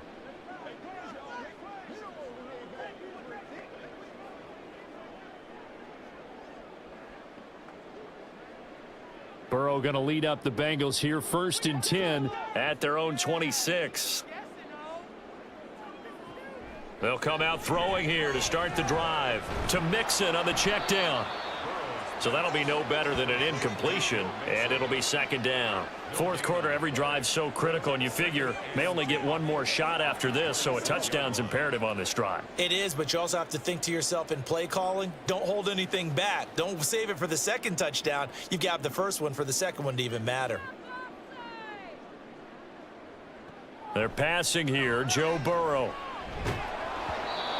Oh, hit as he throws there, incomplete.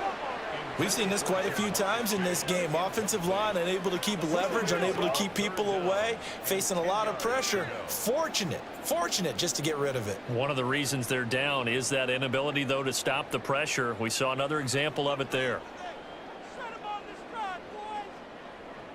On third down, Burrow. Work in the middle of the field, and he's got a man complete. And they work this well upfield across the 45. The end result, 21 yards. And in a two-score game, obviously, every play, every third down, like we saw there, magnified, big pickup. It was a huge pickup. What they really want, though, is to not even get to third down. They've got to maximize time and conserve as much as possible.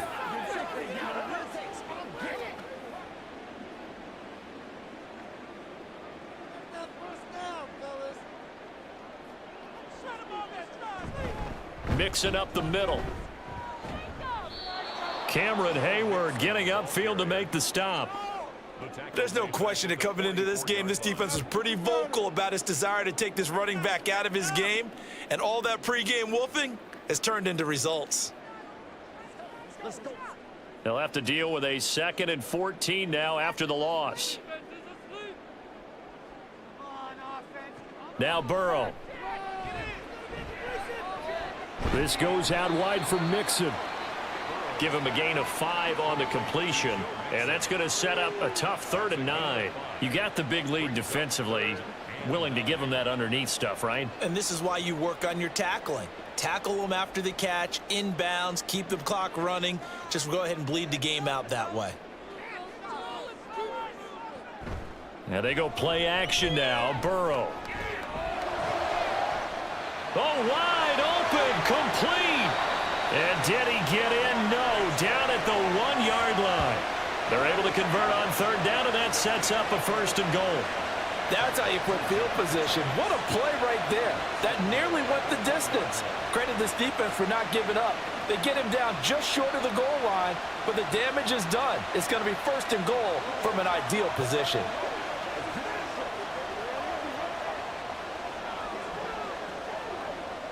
After the big play, a chance to finish now on 1st and goal.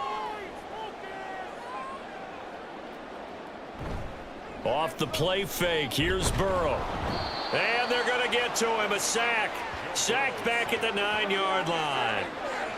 It'll go as a loss of 8 and a tough result there on 1st and goal. Well, surprise, surprise. 1st and goal at the 1. No quarterback sneak. No running play. They decide to throw for it, but the pressure got to him quickly and put the quarterback down.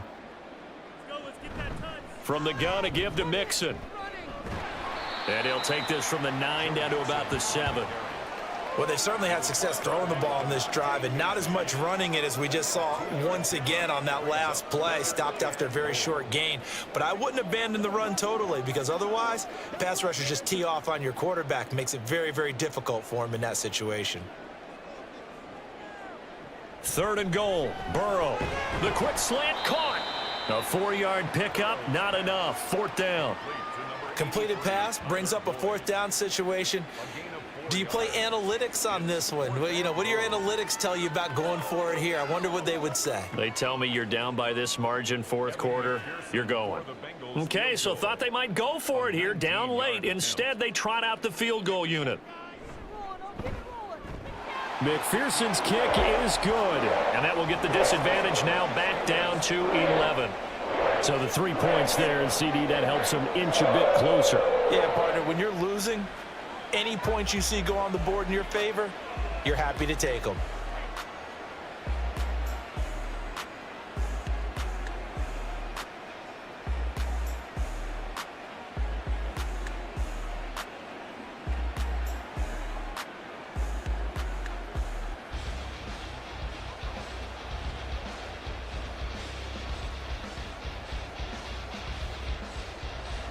So after the made field goal, here's McPherson to send this one away.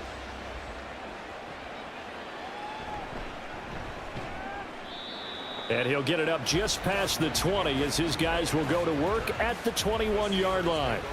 And Pittsburgh getting set to take the field. This game was really a tussle, seemed like just a moment ago, and now they've got the momentum. A couple of scores on their last pair of drives and a 2-score lead. I think here now you go conservative, right? Run the football, work the clock. You know, I usually agree with you, but I'm going after them right here. I want to put this bad boy away. I wouldn't be afraid to throw it. They've got all the confidence, all the momentum on their side. Go ahead and take your dagger shots and try and finish this one off. I disagree vehemently. I say run the football. You've got the lead. Well, let's watch it and find out who's right. Call it a full 3 yards in the wrong direction there. Brings up second down. Well, that was one of the few times they've been able to contain him thus far. He's over 100 yards for the game, but he lost a bit off his total on that carry. So now they have to contend with 2nd and 13 after the first down run goes backwards. On the give, it's Warren. And again, the run defense stout this time. He maybe gets back to the line of scrimmage, but no more. Call it no gain there, and now they're looking at a 3rd and 13.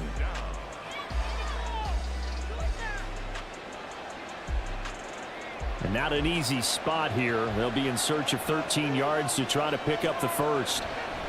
They'll run it. Warren. And he'll get this to the 23, but that'll be well short of what he needed. Call it a gain of 5. 4th down now. As much as I praise teams for being true to who they are, in this situation, I wonder if maybe they outguessed themselves a little bit. 3rd down seemed like an obvious passing situation. They chose to run it and didn't get anywhere close to the first down. The Steelers send out their punter now as he'll come on to kick this one away.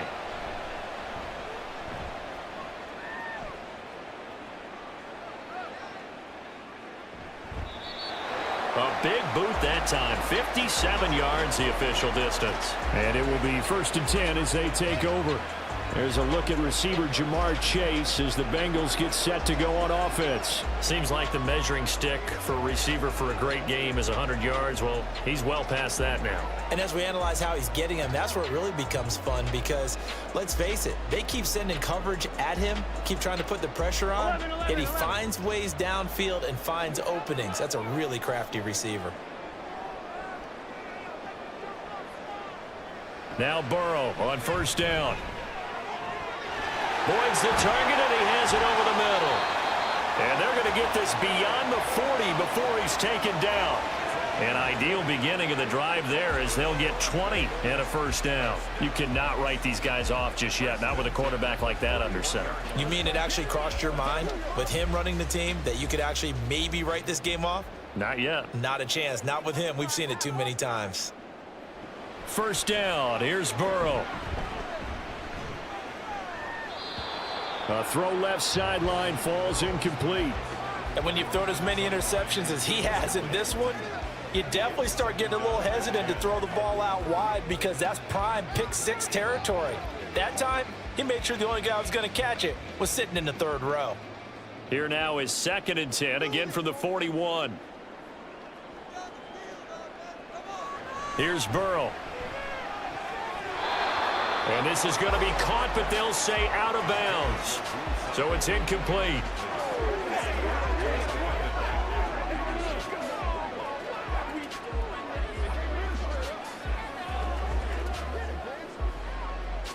So now 3rd and 10. They had the big play to start the drive, but 2 incompletions since. Out of the gun, it's Burrow. Throw out wide is incomplete. Well, how about the coverage we just saw him break out on 3rd down? Dime defense, blanketed the field with extra defensive backs and speed, unable to find an open hole to complete that pass. All right, they're going to try and keep hope alive here on 4th down. They're going for it. They'll try and throw for it with Burrow. And it's incomplete. They cannot convert, and they turn it over. The Bengals try it, but it doesn't work out. And the Steelers, they're going to take over an excellent field position. So they really needed points here in a two-score game. Could not come away with anything there on fourth. And while we know they're a little bit discouraged here, they can't check out of this game. You and I have called a good number of games over the course of our career where we've seen these types of situations. Teams get the ball back, and that miracle does occur. So they can't let that dream go just yet. They have to get stout on defense here. Yeah, right now really hoping for a turnover. They run with Harris. And nothing much materializing there on the first down run. He'll get a couple, and that's it. Brandon, I've got to think this offensive line has got some smiles on its faces. And I know it sounds crazy, but they practiced for this back in training camp. They knew they'd be in situations where it'd be extra defenders in the box coming after them, trying to keep them from locking down a game. Right now, they want to show the world they're up to the challenge. Now it's Rudolph. Finds Pickens outright. Short completion, just 4 yards. And now we've got a 3rd and 4. What terrifies defenses when they see slant routes thrown is that the receiver is on the move, and oftentimes he catches it and gets upfield. Does a really nice job rallying to him and stopping him for a minimal gain. This offense so far on 3rd down, they're right at about the league average, 40%, 4 for 10. This is 3rd and 4. And he'll be taken down by the Bengal pressure. There's Sam Hubbard that time in there to bring him to the ground. Okay, I'm not sure you could actually draw up a better pass rush than that one right there. Nowhere to go outside. He had to keep backing up and backing up and backing up. Eventually dropped for a huge loss.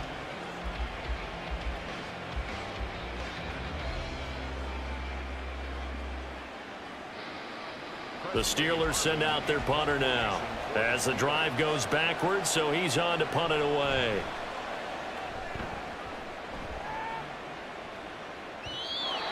And this is going to carry well into the end zone for a touchback. Now this Bengals offensive unit ready to see what they can do here. Their defense was able to force the punt. That's the good news, but this is still a 2-score game, and they need points on this drive and in a relatively quick manner.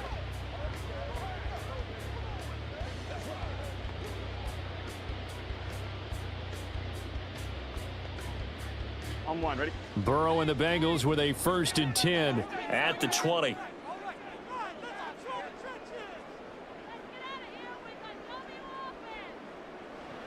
They'll try and start this drive in the air. This pass complete to Higgins. And he's going to get 7 out of this before being taken down at the 27. A good start there on this 4th quarter drive. They need more of what we just saw. Down a couple of scores. There's still time, all right? It's not like, they're totally out of it, but they have to score quickly, and they're going to need some big-time plays, chunk plays, explosive plays. They need yardage on each snap. Meanwhile, Burrow's throw into the hands of Sample. And they get him down, but not before he takes it across the 40-yard line. His big game continues. 10 catches now and another 1st down. This possession means so much for them. They've got to focus on this drive and find a way to make this a one-possession game. Yes. Got to get a score. Yeah, so good with a field goal. Don't necessarily need a touchdown. Burrow going to get this into the hands of Mixon, his running back. And he'll get it out to midfield. Looks like, they'll spot it right at midfield at the 50. That'll go for a gain of 7, and it'll be 2nd down. And we see another pitch and catch there to the running back. This position just continues to evolve. They become just as critical to the passing attack as a lot of receivers, tight ends, because their ability to make people miss in the open field can really generate big plays for an offense. And they're going to have themselves another 1st down as the tackle's made at the Steelers' 39.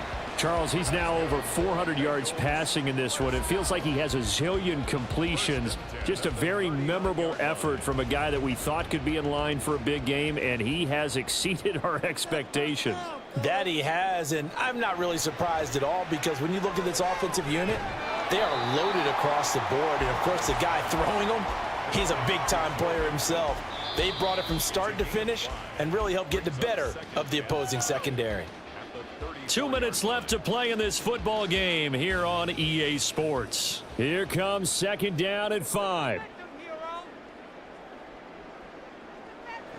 Now it's Burrow. And that is incomplete. A lot of force bearing down on him there. He could not hang on. It's third down. Now the question is obvious. Do you try to kick the field goal right here knowing that you need 2 scores? I would be thinking about it if I were on that sideline. Get the field goal now, try and get the touchdown later. Well, here's a big one. You can just feel it. This is third down now. Throwing, Burrow. Pass taken in by his big tight end. And he's taken down, but not before reaching the 10-yard line. Of course, remember, you need a touchdown here and a field goal. Doesn't matter the order, but they have to get it done and get it done fast. Now first and goal. Burrow. Now the pressure gets there, and he goes down just inside the 20 at the 19. T.J. Watt in there to take him down, and the clock will roll. And this dominant defensive performance continued on that play. This poor quarterback, he's not received the protection he needs and has had to pick himself up off the turf far too often. Here's Burrow.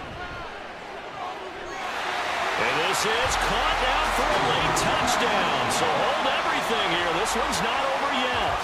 I'm not sure win-win is the proper term here, but it certainly felt like it. They got the touchdown they needed, but if I'm on the defensive side of the ball, okay, you got the touchdown, but it sure took you a long time. Yeah, because offensively there, you're probably hoping for a 1 to 5 play drive. That one ate up a little more time than they were hoping. You're exactly right, and if you have that 1 to 5 play drive, you actually build up momentum and even more hope. When they had to slog their way downfield, they got the touchdown, but it's almost like, yeah, you know, doesn't feel right. Exactly.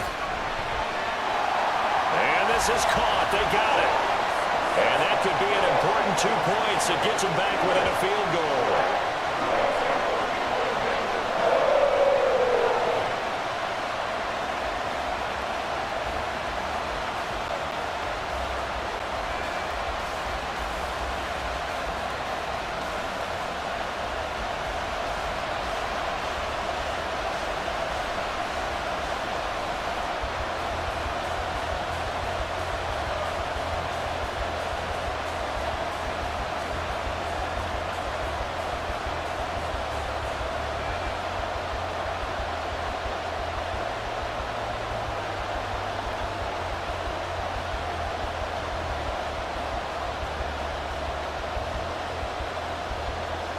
So with just over a minute to play, this becomes a make-or-break onside kick. And it's the Steelers that come up with it. And that should just about do it. Well, fourth quarter, they felt like they needed the football back. Unfortunately, they couldn't get it. And I know we've brought analytics into the game, and someone has said here that the data says that when a team's expecting an onside kick, 80% of the time, the team expecting it, they do actually recover the ball, which is what we saw here. I just wonder if that number is much more of a anecdotal type of a number. Kind of like when the coaches tell us, well, when you score on special teams, 93% of the time you win the game. I'm still waiting to see that number is empirical.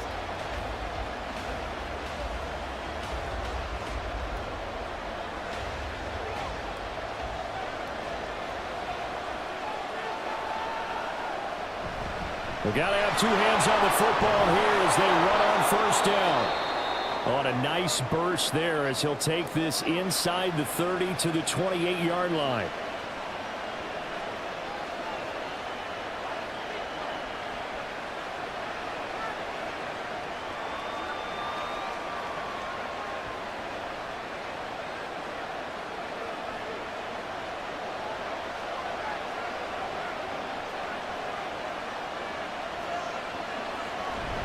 Five points of contact necessary at this stage as they'll run on first down.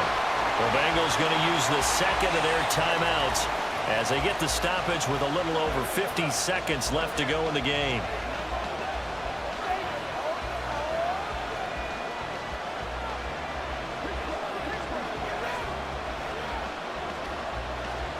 Another running situation on the doorstep as they come up 2nd and 10.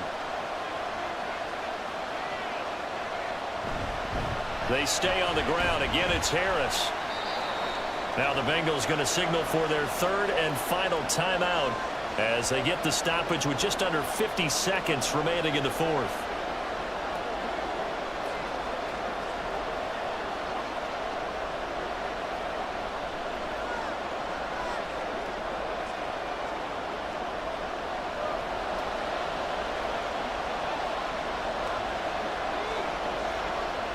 And the knee is taken for the Steelers out of the victory formation.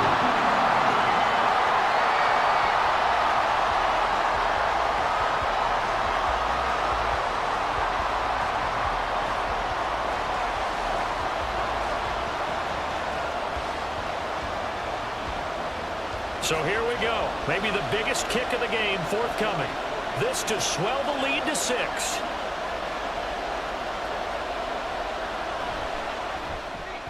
And his kick is good. And that will add 3 more to their lead. It pushes it up to 6. Well, in a close game like this, obviously you want the touchdown, but certainly they will take the 3. And they'll be okay with that, but let's throw a little credit to the defense as well. And I'm just glad this doesn't come down to a debate, right? Which side won, partner? Because the defense, hey, we didn't give up a touchdown. The offense, hey, we put 3 on the board. Either way you look at it, I think both sides gained something out of that drive.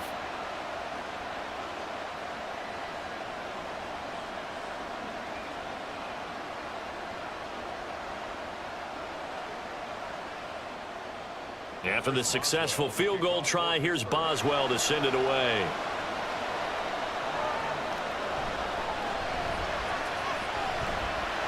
And he takes this near the 25. Just a little pass there. Call it the 26.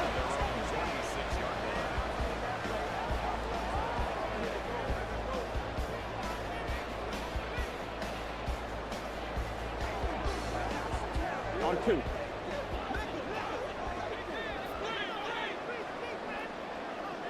A final shot now for Burrow.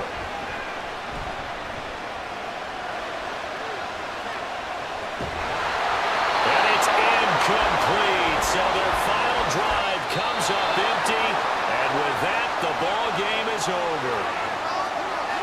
A fun, close ball game comes to an end. On that last play, Charles, they were on the wrong side of midfield. They needed something near a miracle, and they couldn't get it done. Yeah, the effort, that was good. Very good, in fact. They were just a little too far out to get a decent look at the end zone for that last opportunity. Couldn't get it done, but a nice game overall. So that'll do it for my partner, Charles Davis, and the best darn crew in the industry. I'm Brandon Gaudin. This has been a presentation of the NFL on EA Sports. With that, we say so long from Cincinnati.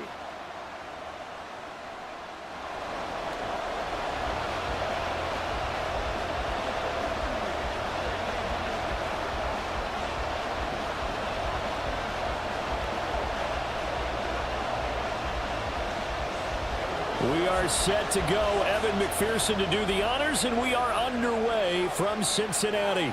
This fielded right at the goal line. And ultimately cannot get this out to the 25-yard line as he's dropped it to 23. So out come the Steelers now for their first drive. They'll be led out by a third-round pick back in 2018 out of Oklahoma State. It's Mason Rudolph. And when you watch him play, everything just looks like it comes so naturally to him. When he's dialed in and finds that zone, passes are crisp, he sees the field really well, and he takes charge as the leader of this offense.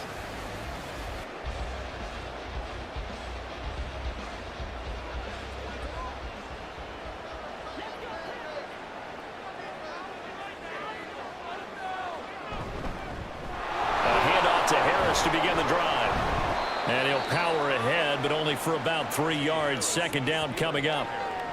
Yeah, I don't know if it's exactly a win-win, but if you're on offense, you'll take that kind of a run, all right? It was kind of stacked up, found a little bit of yardage, and frankly, they're pretty close to staying on schedule on offense. The playbook is still open for the coordinator.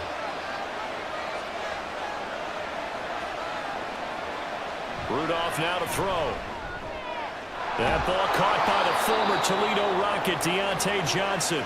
And they get him down, but not before he takes it across the 40-yard line.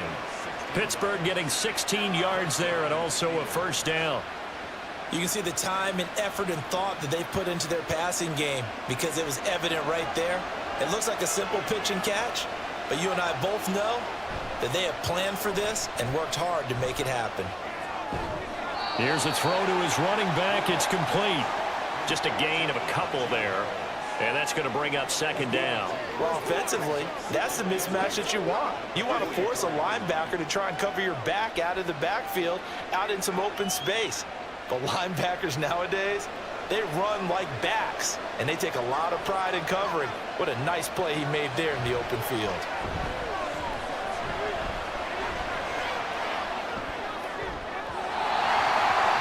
Throwing again on second down, but this time it's incomplete. Had an open man that time, but ended up putting a little too much heat on it, don't you think, partner? Absolutely. Just needed a touch more air under it. Instead, he fired an absolute bullet.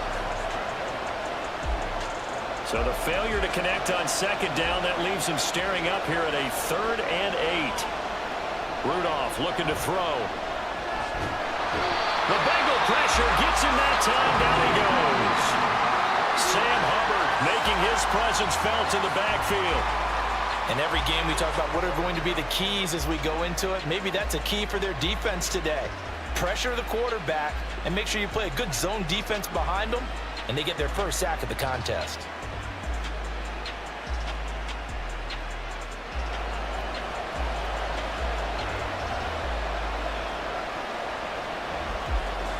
Here's Presley Harvin now. Back deep is Charlie Jones.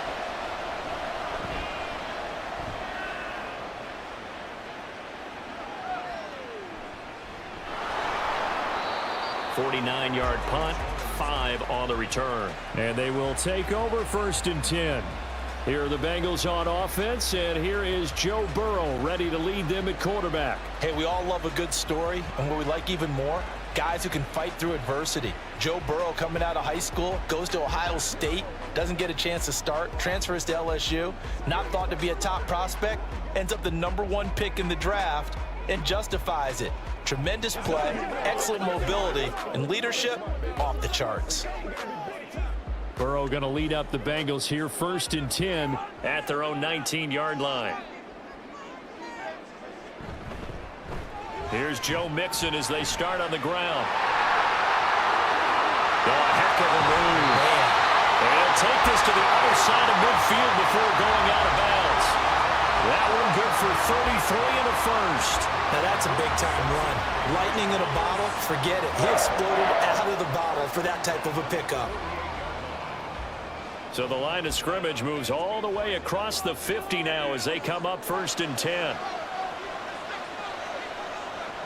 Burrow looking to pass. And he's going to go down. They sack him back at the 42. T.J. Watt causing the disruption. He gets the sack. I don't know if he was just working through progressions or just unaware of the pressure, but no matter. Excellent work by the defense to get him to the ground before he could escape the pocket.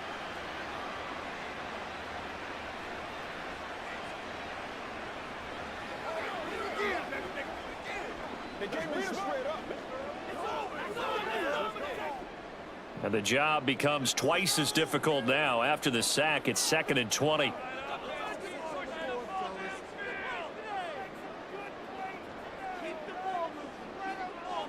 They're passing here. Joe Burrow. Man open. That's Jamar Chase complete.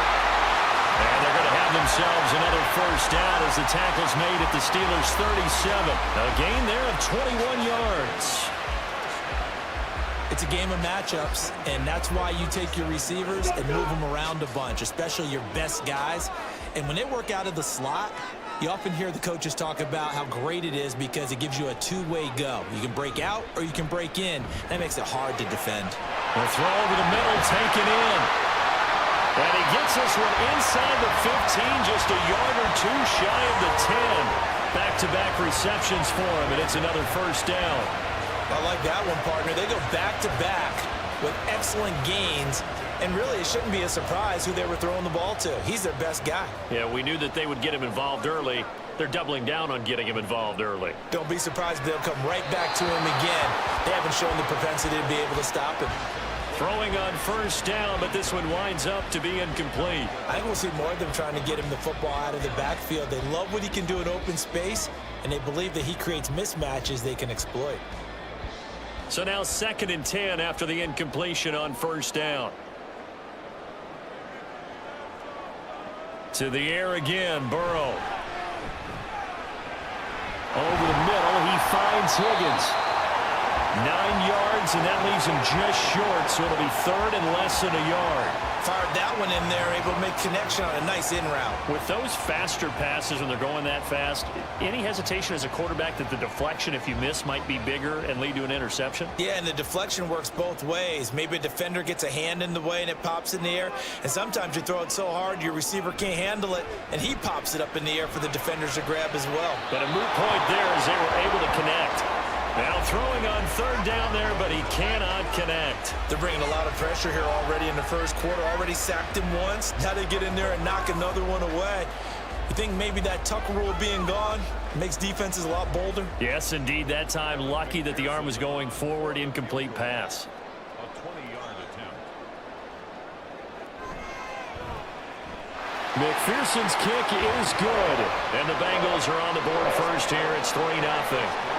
So an opening drive field goal maybe doesn't whip this crowd into a frenzy, but I think that they will take the early lead. There's no doubt about it. They will always take the early lead, and maybe that celebration comes later if they play well and they can break things open. But right now, this is all about letting the offense just get settled in.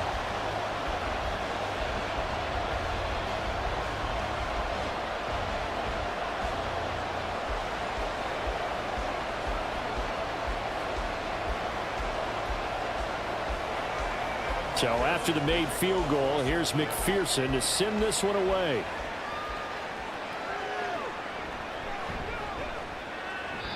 And he will make it to the 20-yard line and no further. So Pittsburgh retakes the field for their 2nd offensive possession. The last series for them, a little disappointing, forced to punt. And now they'll try to do better here and come away with some points as they begin this drive, 1st and 10.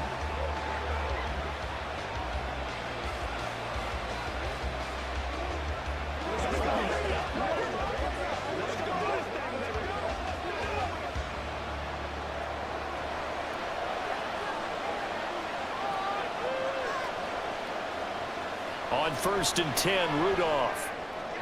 Looking left side, and he's got a man. That's Johnson. And he's going to get this one across the 30-yard line. It'll be a gain of 10 to start the drive out by a few inches. That'll be a 1st down. Partner sold the go route really well. Thought he was going deep, then curled it back inside for a nice completion. DBs love when they pump the brakes, don't they? Yeah, that's really a whole lot of fun. It's almost like you said, listen, if you're going to sell the go, just go. And let's see who's faster. Here's one deep for Pickens. That is incomplete. They decided the opportunity was there and launched a deep ball, but he was unable to get away from the defender. Couldn't create space, couldn't uncover at the end of the route, and that one winds up incomplete.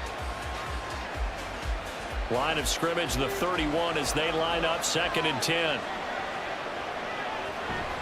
Harris running straight ahead. And they'll stop him after a gain of a couple to the 33. Pretty good little 2-play sequence there. You foresee incompletion, then a very short pickup. Yeah, now maybe bring in an extra defensive back or two because you want to try and defend on 3rd down. They like to play those nickel or sub packages, don't they? A nickel look now for the Bengals as they try to stop him here on 3rd down. Rudolph looking to throw it.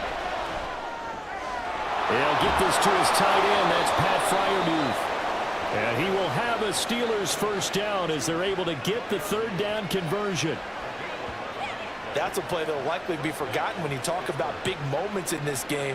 But plays like this are critical to keep drives going. And if points result, we'll call this play significant.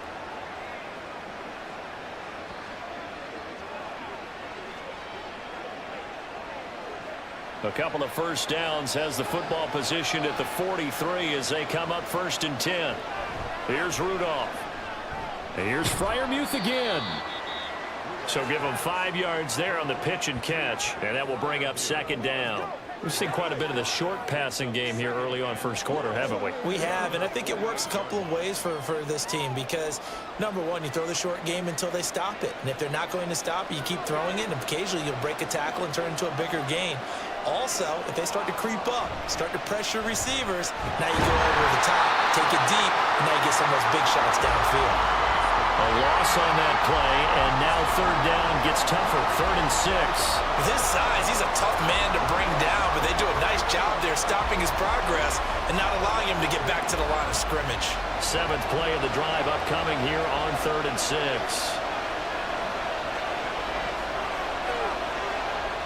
Rudolph. Complete. It's Johnson. And he's got another first down as the tackle's going to be made at the Bengals 39. That one good for 14 yards and a Steeler first. And this was a nice example of an offensive coordinator scheming his guy open. Just a little underneath route, just trying to free up some space, and it worked awfully well. Got him not just space, but plenty of room to run after the catch to pick up really nice yardage. He's got this to Pickens.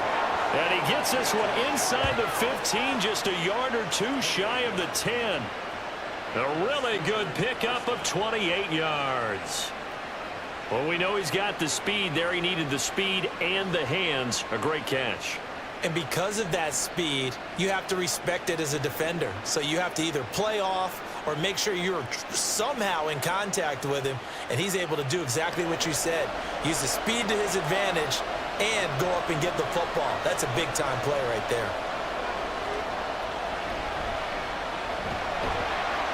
And he'll be dropped at about the 11 after only a yard.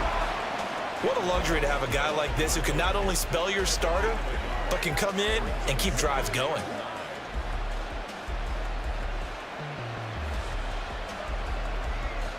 Now 2nd and 9.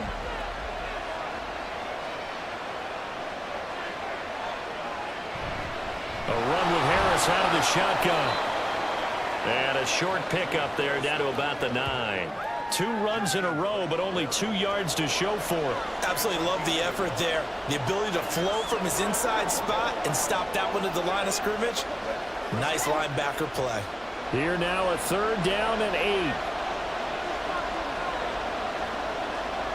Now it's Rudolph.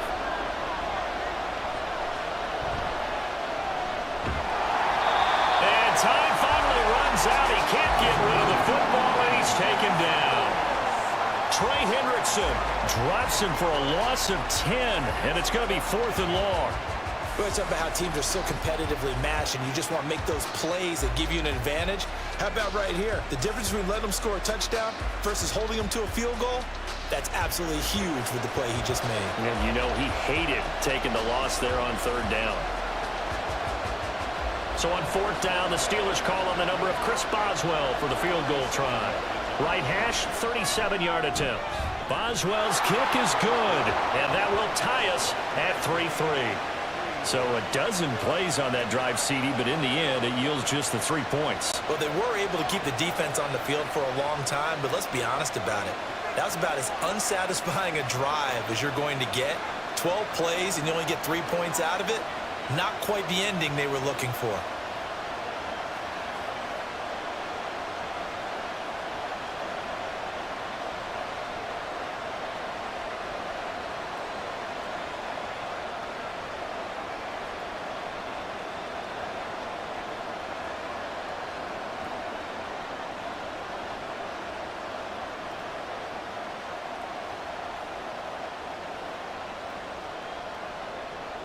Field goals all we've had so far. 3-3 now as the kick is away. From a couple yards deep, he'll bring it out of the end zone. And his guys will get the football right at the 20-yard line. Cincinnati coming back onto the field here for their 2nd drive. And last time they got 3 points, but it was a chip shot field goal. And when you go to the sideline after a chip shot field goal, maybe the offense not too happy. It's a balancing act, isn't it? Because you're exactly right. They're none too pleased that they didn't punch it in for 6 points. But they also have to remember they did put points on the board. 3 points is 3 points. And in this league, you take points when you can get them. Not easily done. And now a throw on 1st down there, but it's incomplete. That's what you're going to need to do against those big receivers. You got to get in there and get physical with them. That time he got in close, got in tight, and knocked the ball away. After the incompletion, here's 2nd and 10 from the 20. Here's Burrow setting up to throw it. Well, this is taken in. It's complete. And he'll be taken down, but not before they reach the 50. That goes for a gain of 31.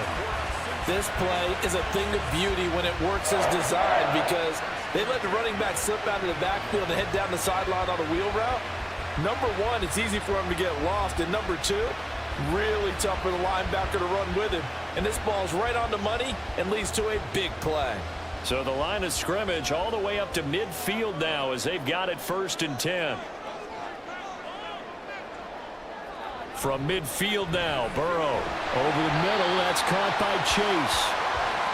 So 5 yards here, 5 on the play, and that'll make it 2nd down. It's a gain of 5. Brings up 2nd and 5 at the Steelers' 44-yard line.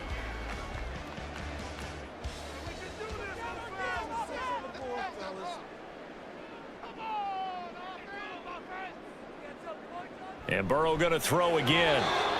Quick throw there is incomplete. I think he's a little trigger happy right there, and it turned into an ill-advised throw into their zone. Well, we know he has confidence. He'll throw it any place, anytime, anywhere. That time it fell incomplete. They come up now 3rd and 5 following the incomplete pass. Here's Burrow. Pass taken in by his big tight end. And he is going to have a Bengals 1st down as he'll be marked down a yard or 2 past the marker following a gain of 6. As an unbiased observer, I think it would have been interesting to see what they would have done if they hadn't gotten the 1st down there. But since they did, I guess the point is moot. Yeah, they were right there in that middle ground, field goal range, punt, go for it. But as you said, they picked it up. Burrow going to get this into the hands of Mixon, his running back. And just 3 yards on the catch there. He couldn't get away. And it's 2nd down. That's a good job there by the corner. We do talk about this a lot, that a lot of corners see their job as simply covering receivers. Tackling isn't everyone's thing. But in this case, he came up quickly and made a nice, sure tackle. Throwing again, it's Burrow. Open man is Higgins. He'll be brought down on the 30-yard line after a gain of 6. He decided to run a hitch route. It really helped to have a guy who can turn it loose.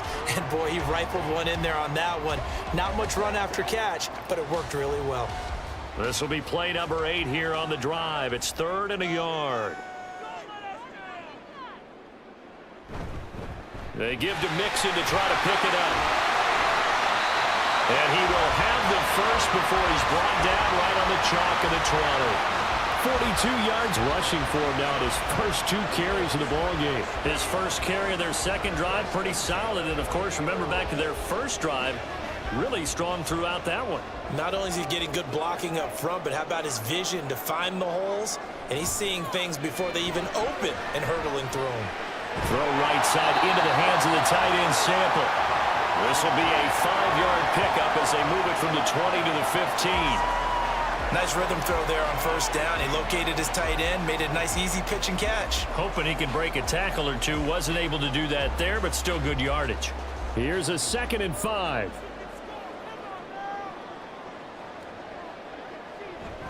Burrow going to give this to Mixon. And now they're inside the 10 as he's brought down at the 9. 7 yards on the pickup there, and now they'll have it 1st and goal. That was another good run, and he's having an excellent day. And right now, I don't think his team could have any more confidence in handing him the football.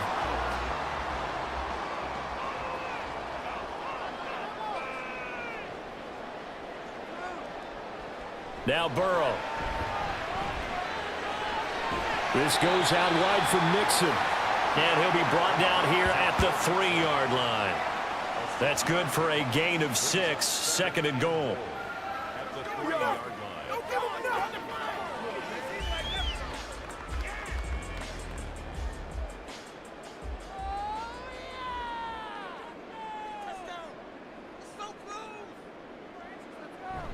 Mixon. Oh, he's going absolutely nowhere as he is hit behind the line. That's going to go down as a loss of 5, and it brings up 3rd down. 3-3, a tight one after 1 on EA Sports.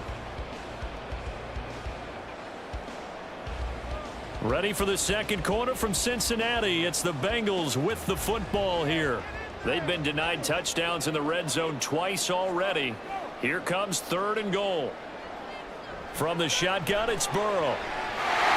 And that'll be caught. Touchdown Bengals. It's Tyler Boyd. 8 yards on the touchdown pass. And the Bengals have taken the lead. A nice connection there, finding his target, and that'll put 6 up on the board. Just like they drew it up in their playbook and reiterated it on the sidelines, right? Perfect route, a good throw, and the defense, they had no answer for that right there. Evan McPherson for the extra point.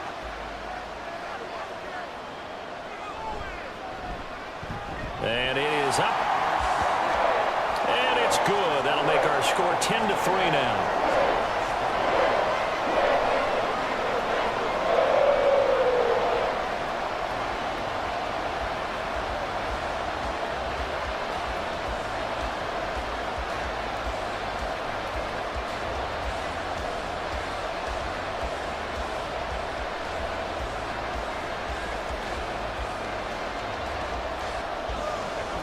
After the touchdown, McPherson on to kick this one away. On the return from his end zone, Godwin Igwebuike. And that decision to bring it out ends up not being a good one. Cost him about 5 yards as he's tackled at the 20. And Pittsburgh getting set to take the field. Just a lone field goal for him so far, trailing 10-3 as they come up 1st and 10.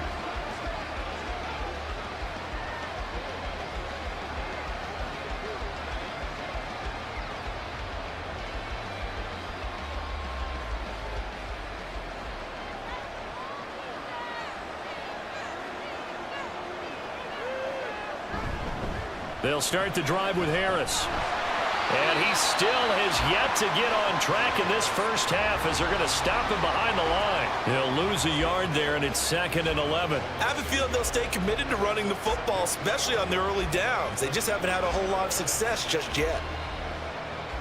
A loss of a yard there to start out. That leads to a 2nd and 11. Now here's another carry for Harris. And he's going to get this one across the 30-yard line. It's a Pittsburgh first down, a gain of 13. That's pretty much meat and potatoes right there, wasn't it? Just go right at them and let your big horse charge up the middle. Not too fancy there, was it? Nothing fancy at all, challenging that defense. And on that go-around, the offense won the challenge. Here comes a first down throw for Rudolph. He gets it left side to Johnson. And they get him down, but not before he takes it across the 40-yard line. 11 more on that one, and another first down. Well, coaches always talk about finding balance on offense. I don't think you can get much more balance than this. Big-time run, big-time pass. A 1-2 combination. Looked pretty good. How about that? Let's see if they can continue to take that kind of a punch, though. Now a first down carry for Harris. And good vision there as he's across midfield and down to the 45-yard line. 12 more yards there and another first down. They're making it look easy out there. Another first down. So far on this drive, let me do this little bit of math here. 4 plays, 3 first downs. That's a pretty good recipe for success. This offense finding its legs now. Here's another 1st and 10. Play action. It's Rudolph. Johnson's got it complete. And he gets this inside the 35-yard line. 11 more yards that go around, a first down as well. Even against double coverage, he found enough of an opening for a noticeable gain. 2 guys on him, yet he finds a way to uncover downfield for the completion. On first down, it's Rudolph. Open man, that's the tight end Freiermuth. And the result here, a pickup of 8. Leaves him with 2 to go on 2nd down. I know exactly what's going to be said about that play from the defensive perspective. What's that? That's why I tell all you guys we need more than one tackler to the ball. He broke the first tackle. Luckily enough, there were more people there to get him down. Here's Rudolph now on 2nd down. And his throw here's incomplete.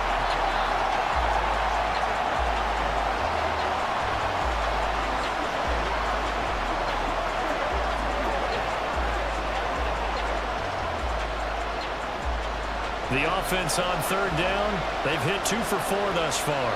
Here it's 3rd and 2. Now run straight ahead with Warren. And he will have the first down across the 20 to the 19-yard line. Give him 6 yards, and they do convert on 3rd. I hope we give enough respect to the big guys up front because they have been getting it done on this drive. The holes have been large, and they've been barreling through them, picking up first downs. From the red zone now, Rudolph. Finds Pickens out right. And they'll get him down after a pickup of 8, 2nd and 2. Simple drag route here, lined up out left and tried to work his way back across the field. You probably saw me twitch there, partner, because I think he wanted the ball a little bit sooner. By the time he looked it in, defender was right on him. 2 yards to go, 2nd down. Now it's Rudolph off the bootleg. And a quick throw here, that's complete. So nothing doing there. And now that sets up 3rd and 2. Pass complete, but no gain. No yards. Yeah. So you file that as unsuccessful. Yeah, you do, don't you? Except on the stats. Throwing the ball, Get a completion. you get a catch, Yeah. but still, No yardage. Okay. Trying to pick it up on the ground with Harris. And he's going to take it in for a Steeler touchdown.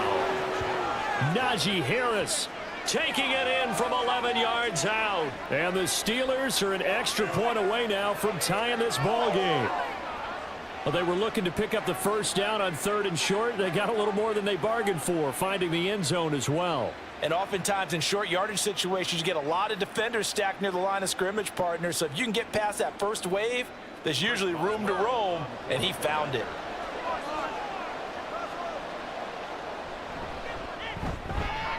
Extra point put through by Boswell. And we are even at 10 apiece.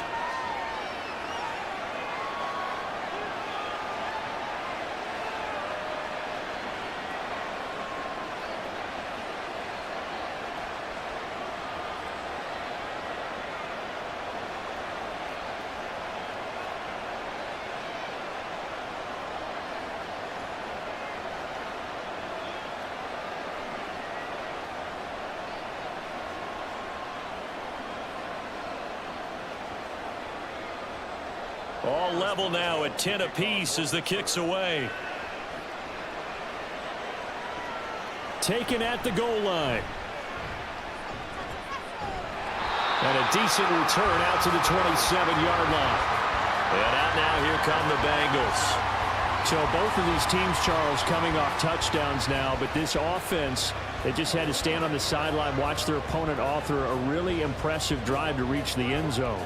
Yeah, and I think you're not telling yourself the truth if you don't think there's some one-upsmanship going on right now, because they just had their touchdown answered by a drive of double-digit plays that also found the end zone. Now they want to do something even more impressive to answer that one. Throwing now, Burrow on first down. And that's going to be caught. T. Higgins. And they get him down, but not before he takes it across the 40-yard line. Successful start to the drive, 17 yards, and moves the sticks. Certainly no settling into the drive there. They came right out on the first play and attacked the middle of the field for a big gainer and a first down. First down, here's Burrow.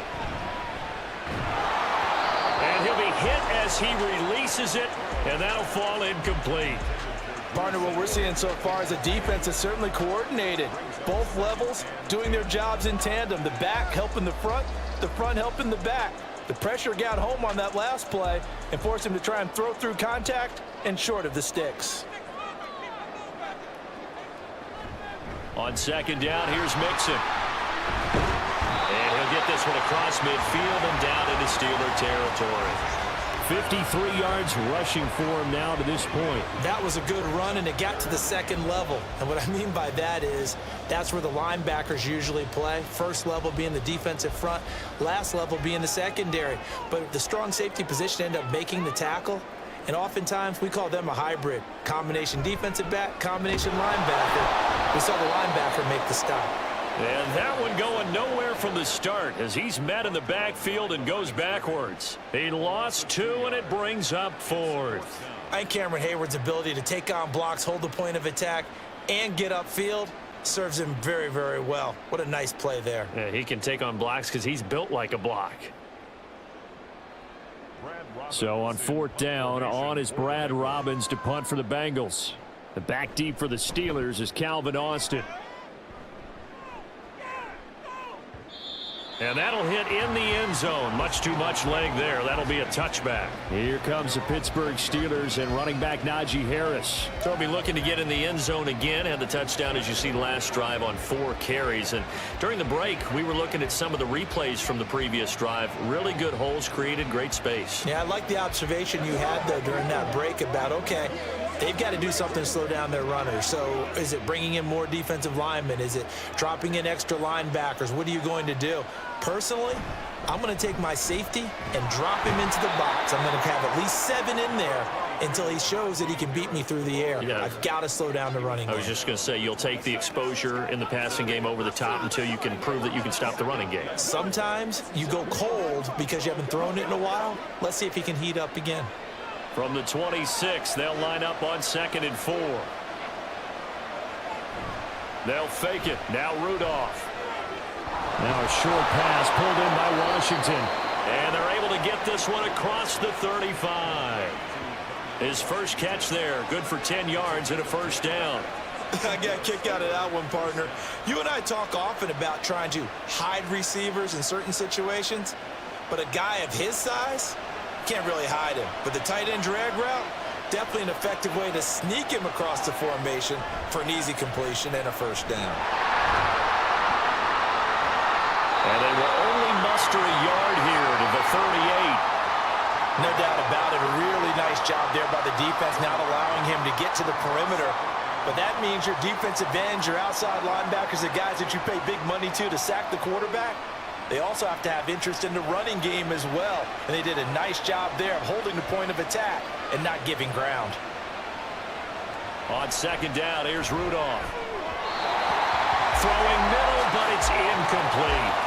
Well, that's a defensive coordinator's got to be happy with that result. They took away all options downfield and forced the incompletion.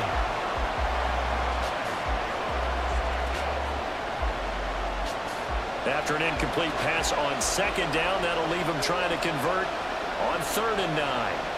Here's Rudolph. And he'll be taken down by the Bengal pressure. Trey Hendrickson. That is now 2 sacks for him here in this first half.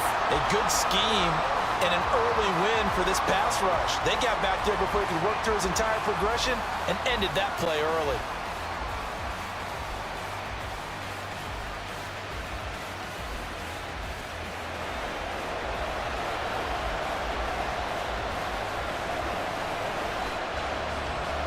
On is Presley Harvin now as he'll send this one away.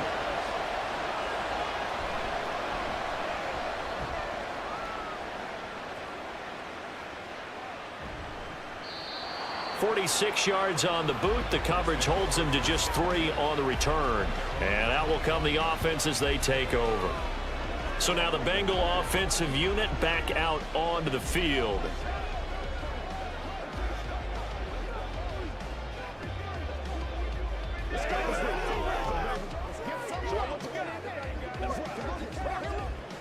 Burrow and the Bengals with a 1st and 10 at their 25-yard line. They'll come out throwing here to start the drive. He completes it to Boyd. And this will be a gain of 5 as he gets it to the 30.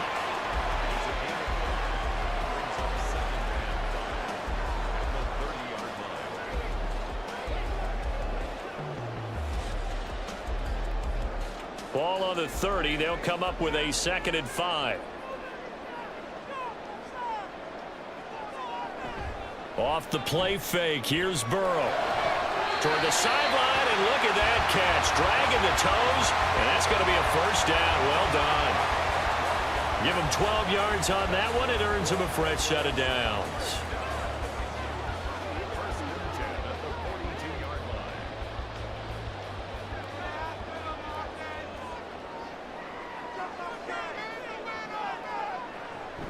Mixon with a first down carry. And able to work about 5 yards out of this as he's taken down up near the 47. Nice satisfying run on first down for the offense, picking up 5, which means defensively, the thought process is entirely different. You don't want to panic, but at the same time, you're saying to each other, we've got to tighten this down. We can't give up gains like that. Back to Mixon on second down. And they'll get this just to the 47. 1-yard gain. Just not a whole lot of room to operate there on that carry. No, not at all. They did a really nice job staying in their proper places and not allowing any lanes to open up. And this offense on third down today, they've converted 3 out of 5 thus far. This will be 3rd and 5. Burrow will throw. He's got his target. That's complete. And he is going to have the Bengals first down. They needed 5 there on third down. He winds up getting 7. Well, they've certainly gotten him involved in this first half, and on third down, they looked his way again. And what a delight for his quarterback to find him and keep the drive moving. Operating out of Steeler territory now. Here's 1st and 10 at the 46. Burrow looking to pass. Another one into the hands of Jamar Chase. This will be stopped about 2 yards shy of the marker. 8-yard gain, 2nd and 2. One thing you're hoping for when you run drag routes, you're able to hit a receiver in stride, and he can pick up a lot of yardage after the catch. But in this situation, the defense was effective, able to stop him before he could get a good head of steam going. They go back to the ground now with Mixon. And they'll be inside the 35 now at the 34-yard line. 4 yards the pickup, first down. But we always talk about good down and distance, allowing offenses to expand their playbook. Well, 2nd and 2, that means your playbook's wide open. You can run just about anything. But a lot of times, the play caller, he just looks down at his sheet, sees the short yardage runs, and goes to one of those. They go play action with Burrow. He will find his man Chase complete. And inside the 20 before he's brought down. The Bengals passing game finding a rhythm. They've got another first. That's the 3rd time on this drive that these two connected with each other. They've got a real rapport going. And right now, it's paying off with big chunks of yardage as shown by that last play. So the ball down to the 16 here for 1st and 10. Out of the gun, it's Burrow. And he'll go right back to Chase. That's caught again. And he's going to get a solid gain of 9 before being brought down. 2nd and right at a yard.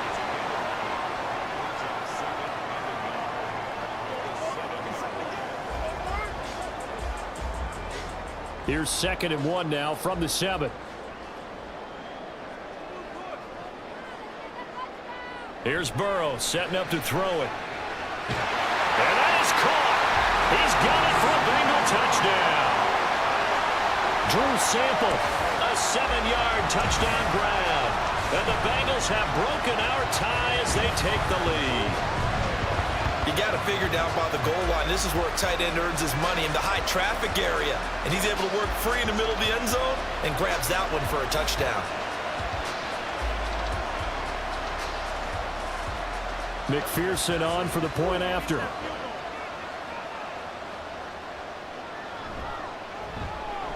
He's got it as they go up by a total of 17-10.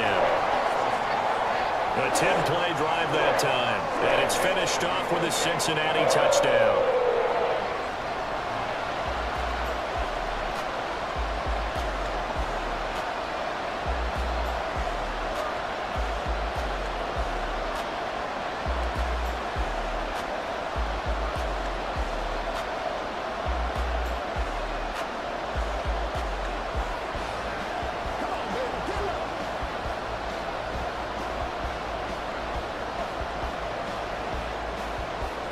After the touchdown, McPherson on to kick this one away.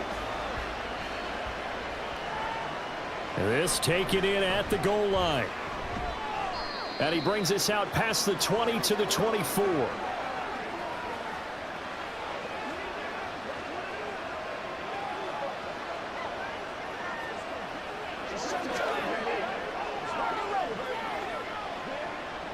The Steeler offense here about ready for their next drive.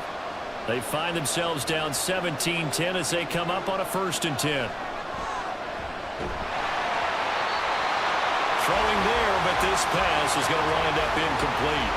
From the snap, he certainly looked like he knew where he wanted to go with the ball, but surprise, that guy was covered. So that took his attention elsewhere to no avail. Here's 2nd and 10.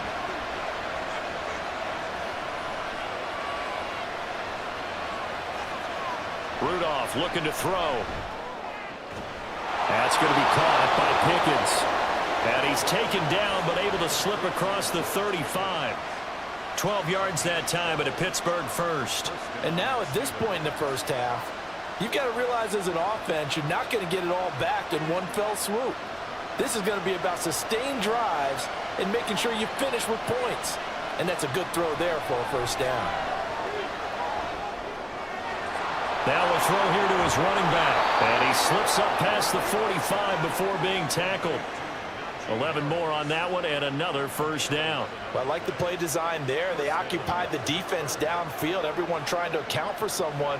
But unfortunately, they didn't account for the running back slipping out of the backfield, and he was absolutely unnoticed and wound up getting big yards on that play. Back to the air, Rudolph.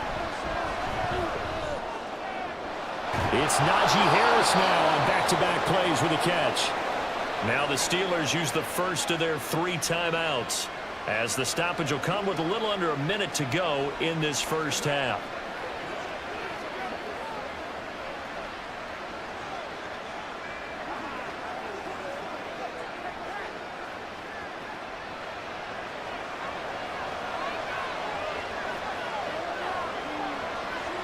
Now Rudolph on first down.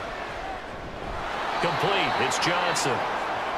So the completion good for 6 yards, and it's 2nd down. They kept the receiver in the short field, but that let his quarterback get the ball quickly to him before either guy in double coverage could react. From the 35, back to work on 2nd and 4. Back to throw, Rudolph. The throw here right sideline falls incomplete. Not sure what happened out there, but it looked like the timing was a little off on that throw. Well, you know I'm a defender, so what am I going to say? Great defense. Darn right. They did something to disrupt that timing. Here's the 7th play of this drive. This is 3rd and 4. Rudolph throwing again. Pass taken in by his big tight end. Now the Steelers use the 2nd of their 3 timeouts, as it comes with 22 seconds to go here in half number 1.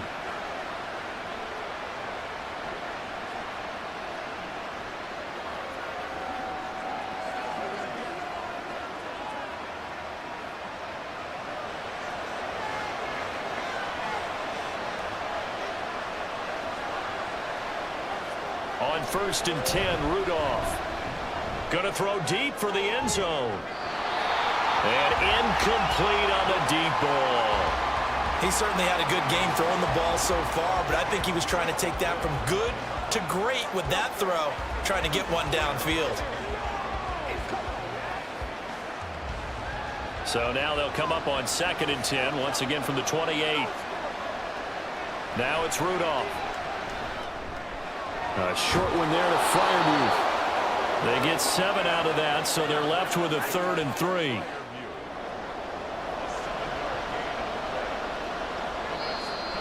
And we're going to get a timeout with 2 seconds remaining in the 2nd quarter.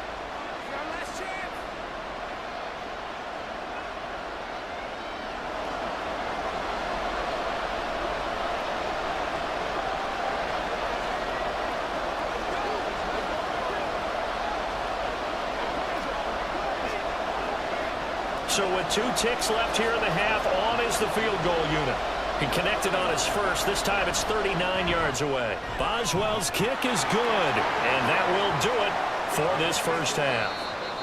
So we've reached halftime here in a 4-point game. As we'll send you down to Orlando, and we check in with Jonathan Coachman for our EA Sports Halftime Report. Coach. All right, BG, thanks very much. And welcome one and all to our beautiful new downtown Orlando studios for this EA Sports Halftime Report. We saw a strong first half out of the quarterback, Joe Burrow. He came on after a slow start to fire 2 second-quarter touchdown passes and give his guys the lead at the intermission.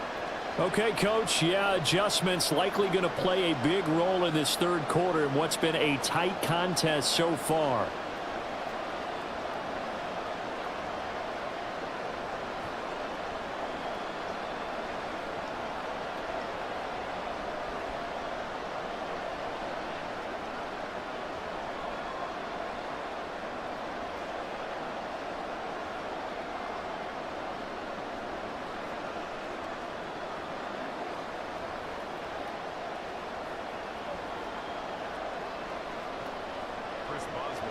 The Bengals set to receive. They have the lead and the football to begin quarter number 3. And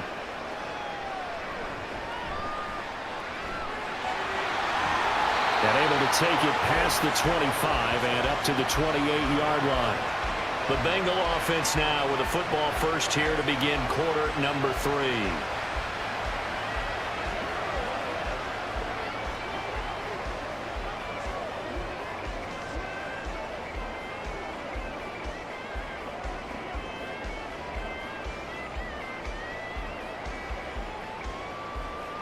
Burrow going to lead up the Bengals here, 1st and 10 at their own 28-yard line. They'll try and start this drive in the air. Connecting on the out route here with Higgins. That's good. The completion there for 7 yards, and it'll be 2nd down. They like going to him in the slot. He catches another one. I think this comes under the heading of until they stop him, why not go back to it? He has something going really well. Great working relationship with the guy throwing the ball, and they keep making the connection. On 2nd down, Burrow. Throw right side into the hands of the tight end, Sample. And he'll be taken down, but not before he works it past the 50. 19 yards the pickup there. Move the chains. And defensively, they were in zone coverage there. Do you have to be a little careful? You're losing, playing against a good quarterback like he is, to not play too much zone? Yeah, you have to be careful about how much time you're giving up. I think it's a good point you just brought up. So maybe if you still want to play zone, you go to a zone blitz scheme. And you can drop anyone out of your defensive front. Defensive end, defensive tackle. It doesn't matter. You just exchange someone to bring more pressure towards the quarterback and still try and cover downfield. Down to the 42, 2nd down. I feel like I could see what he was thinking on that carry. Wanted to follow that big tackle through the hole. Ended up only getting 4 yards on the carry. I think he had designs on that one being bigger. 2nd down at 6 now from the 42.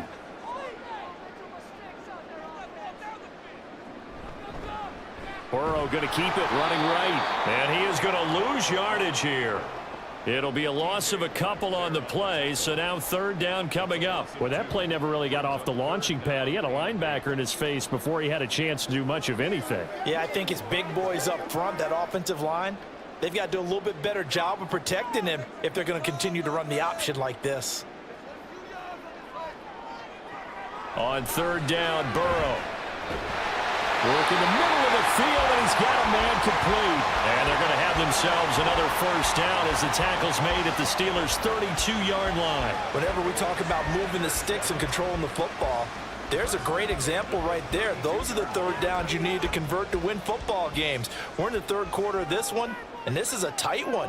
In order to maintain pace, keep the ball away from the other team, and put points on the board, those are the plays they need to continue to convert. And he can only manage to get a couple. 2nd and 8 coming up.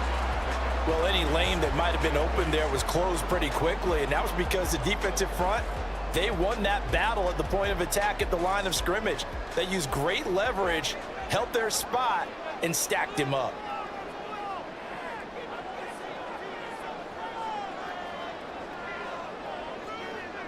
Now Burrow to throw on 2nd down. Over the middle, he finds Higgins. And he stopped right at the 25 after a gain of 5. Good throw, good catch, but I really like the route. The drag and being able to run away from defenders, hard to stick with them for that long. Yeah, better against man than zone, or? Better against man, because now you're running away from someone and you're not running into a defensive player in another zone. Burrow on third down.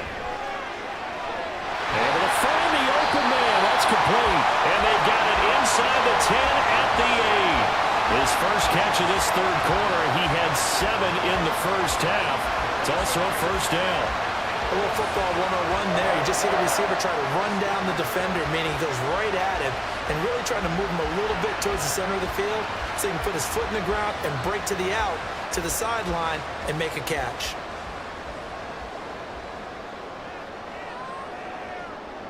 They're passing here. Joe Burrow. Open man is Higgins, and he's got it. Touchdown, Cincinnati. 8 yards on the touchdown pass. And the Bengals take the opening kickoff of the third quarter and drive right down the field to extend their lead. That seemed pretty ideal there for the offense, Charles. You take a little bit of time off the clock here in the third quarter, decent length drive, and you pad your lead as well at the end of it. And what it does is let you feel like you're in control of this game, even more so than a 2-touchdown lead, right? Because you have taken that time off, as you noted, which means they couldn't get you off the field. You ran your playbook the way you wanted to, and you gave your defense some rest. What a big-time drive in that situation. Extra point by McPherson, up and good. And that pushes the lead up to 11.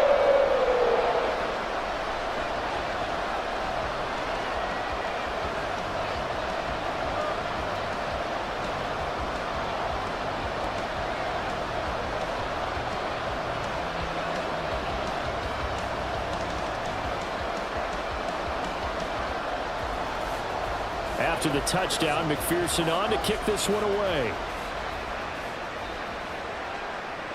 Taking it about the 1.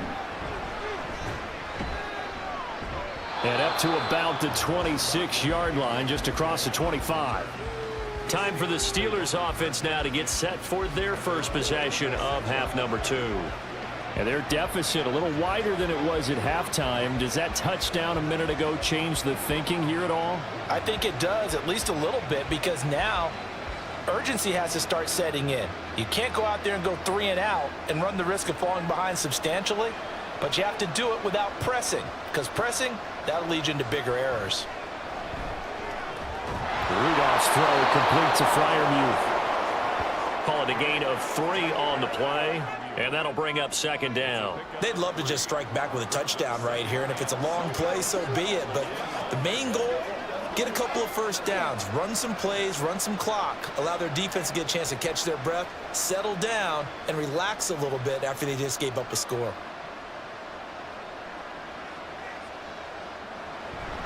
On second down, this is Harris. He works his way forward for a couple up past the 30.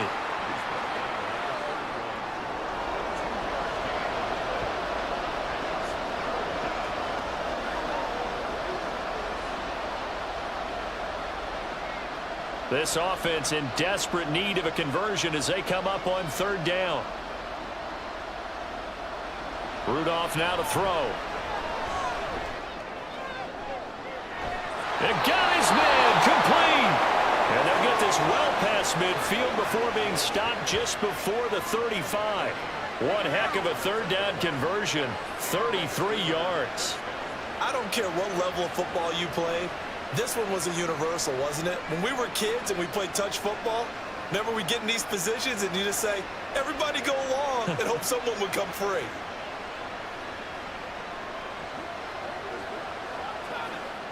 So how about that for a chain mover? They're all the way down inside the 40 now for 1st and 10. On the give, it's Warren. Absolutely nobody fooled there. He's going nowhere fast as he stopped behind the line of scrimmage. Mike Hilton, he came up nicely there and dropped him behind the line of scrimmage. When a draw works, it can be a thing of beauty. But when it doesn't, oh, it can be ugly. And in this case, loss of yardage ugly. Now Rudolph. The Bengal pressure gets him that time. Down he goes. Mike Jordan, always dangerous on the corner blitz, and he gets the sack. They'll tell the statistician to add another one to their impressive total today. Great week for the defensive front. A tough one for that offensive line. Quarterback getting right back behind that line, hoping for more time to attempt a likely third down pass.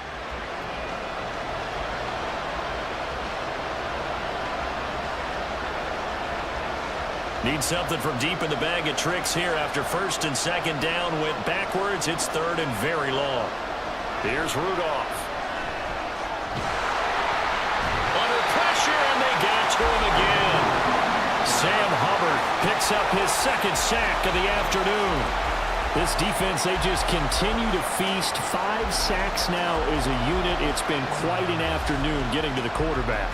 And we're seeing it come from a variety of places as well. Sometimes just the guys up front getting to him. Other times you add extra guys rushing the quarterback, twists and stunts. It's been a variety, and they've had no way of blocking him. Joe Mixon and the Bengal offense ready to go back to work. He's toppled the century mark already receiving the football, closing in on that on the ground, too. They've really had trouble handling him. I think from what we've seen in this game, his success through the air has started to open things up for him on the ground, because now he's loosened up the defense, right? They've got to play just about every snap as if another receiver can get downfield on them, and he's been that receiver. Now they bring him back to the backfield. I think his yardage running the ball will increase as this one goes on. Well, they might need to devote some extra attention to him, something just to stop them. And now off to the races down the right side. A big play there for Cincinnati. 51 yards. And the offense is saying to itself right now, only they were all this easy because he was wide open. And once he made the catch, plenty of room to work his way downfield. That was a breakdown on the defensive side of the ball, one that they want to fix immediately.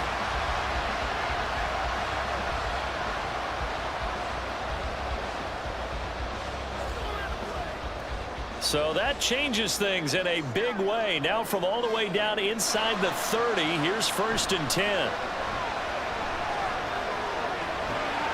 He finds his man, complete. That's Hudson.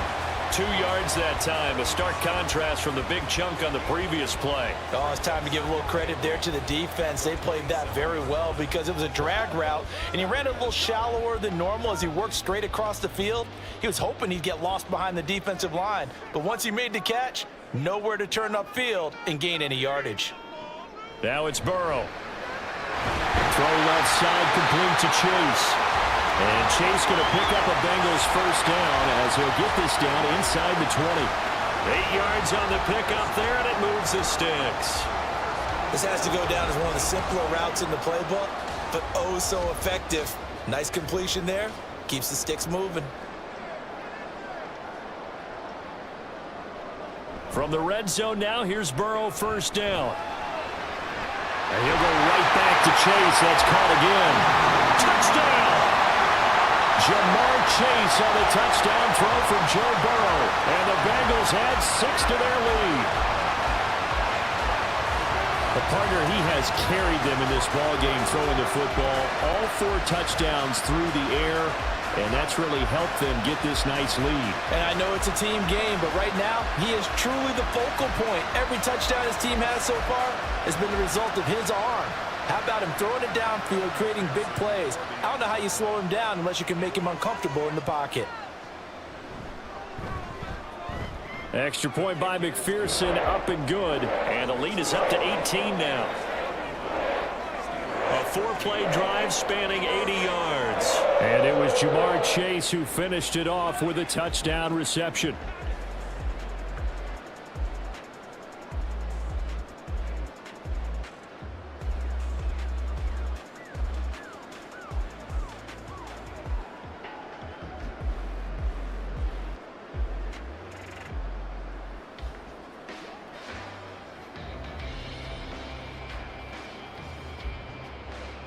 After the touchdown, McPherson on to kick this one away.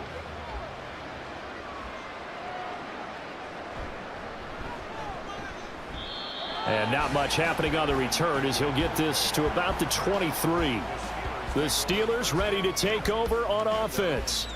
I kind of feel like they've reached a do-or-die point in this game, Charles. If they're going to try to pull off an impressive comeback, It has to start right here, right now. Yeah, now they've got a final chance to get out of this situation, but they also understand they've got to move the ball and move it fast. In addition, they need to save as much time so they can get 2 more possessions. They'll start on the ground with Harris. And a short pickup to about the 27. It'll be second down. Defenses always talk about earning the right to rush the passer on 3rd down. And you know what offenses want? Win first down so they can set things up for themselves better. And that wasn't helpful there. Not a big impact on 1st down. They'll come up on a 2nd and 7 from the 27. Now a play fake, and it's Rudolph. Throw left side, going to be taken in by Harris. And down he goes, but he takes it up to the 40. It's a Pittsburgh 1st down, a gain of 13. That's a pretty play. They were coming out of the backfield, but as that back, you've got to be conscious of making sure you're securing the football. When you get out in open field, sometimes you get a little loose with it as you're trying to get up ahead of steam. Make sure you keep it close to your body because those defenders are trying to punch it free. He does a nice job there protecting the ball and picking up a 1st down. And good running there as he'll take this all the way up to midfield. 62 yards rushing for him now as he's carried it 13 times. Interior of that line blocked really well on that run, but also the 2 tight ends, they blocked well too. Not only have they scouted the line of scrimmage, with their agility, they can get upfield and hit moving targets like linebackers, defensive backs. They do a really good job helping out in the running game. Rudolph's throw complete there to Johnson. It'll go down as a gain of 6, and it'll be 2nd down. It's a pickup of 6. Brings up 2nd and 4 at the Bengals' 44-yard line. Inside 4 minutes to go, 3rd quarter. They hand this off to Harris. And a nice job to break free of 1 tackle, but it slowed his momentum somewhat, and he's taken down right after. And he got half of what he needed there, 2 yards, and it'll bring up a 3rd and 2 more. They'll come to the line, needing only 2 yards to gain the 1st here. 3rd and 2, Rudolph. That is caught. And he will have a Steelers 1st down. It's a gain of 6 that time on 3rd and 2. Got to say, I was a little surprised to see him, Charles, come out in the shotgun on 3rd and less than a yard. Yeah, but the way the NFL is nowadays, we hardly ever see anyone really run for it on short yardage. So they're going to throw the football more times than not.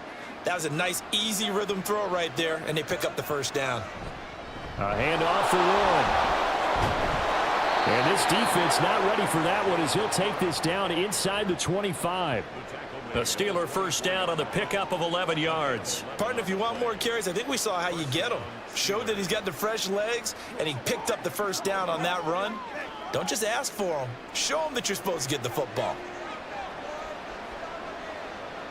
Here comes a 1st down throw from Rudolph. Pickens on the slant. It'll be a gain of 5, and it'll be 2nd down. Nothing fancy on 1st down, but a very consistent type of a play.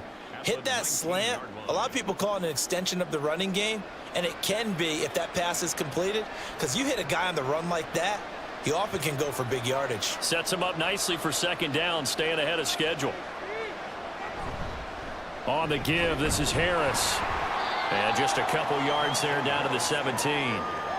That play reminded me a lot of a former teammate of mine. We used to call him the trash man. His ability to sift through traffic and make plays was uncanny. And that's exactly what you want from your Mike linebacker. Here's 3rd and 3.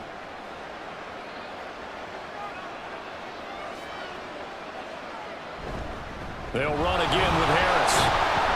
Well, they hit him in the backfield, and he will not escape.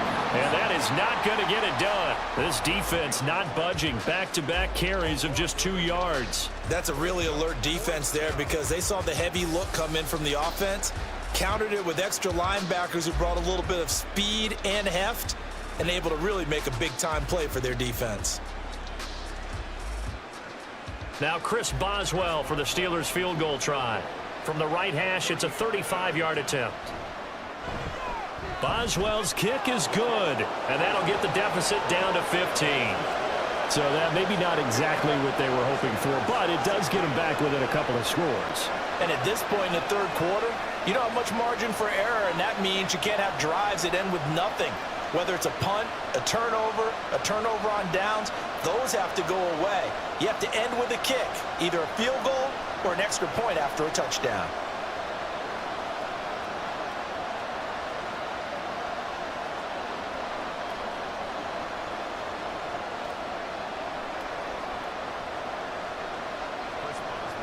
After the successful field goal try, here's Boswell to send it away.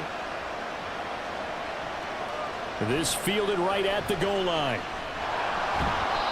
And he won't quite make it to the 25.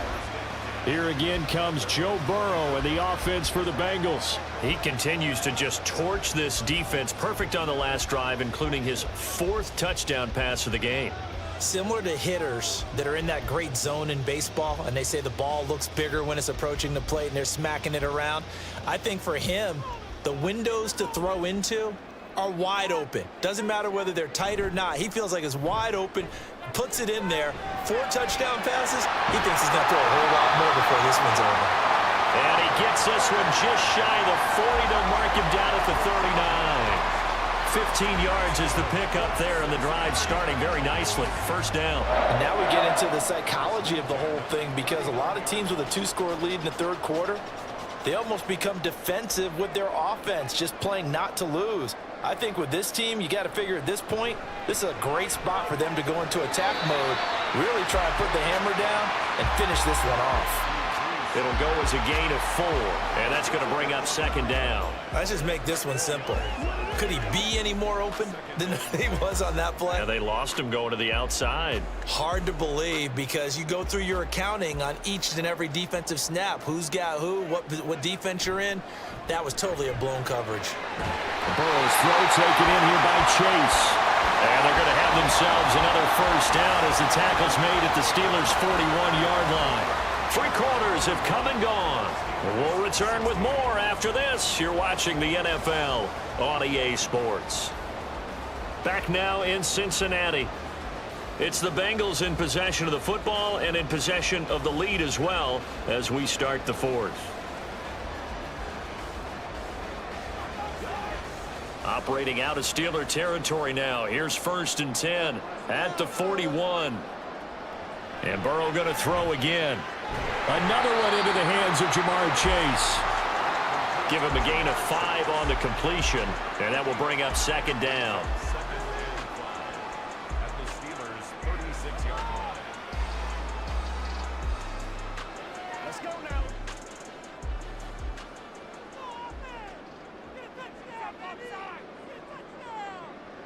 Now it's Burrow. This one hauled in by Sample. They call his number again. It's his 6th catch and a first down. And the tight end is certainly a position built to move the chains, because they can control space underneath. If they've got good hands, then of course they're a dynamic target. But one other thing is they're right in the sight lines of a quarterback on just about every play. And that makes it easier for the quarterback to pick him out and deliver.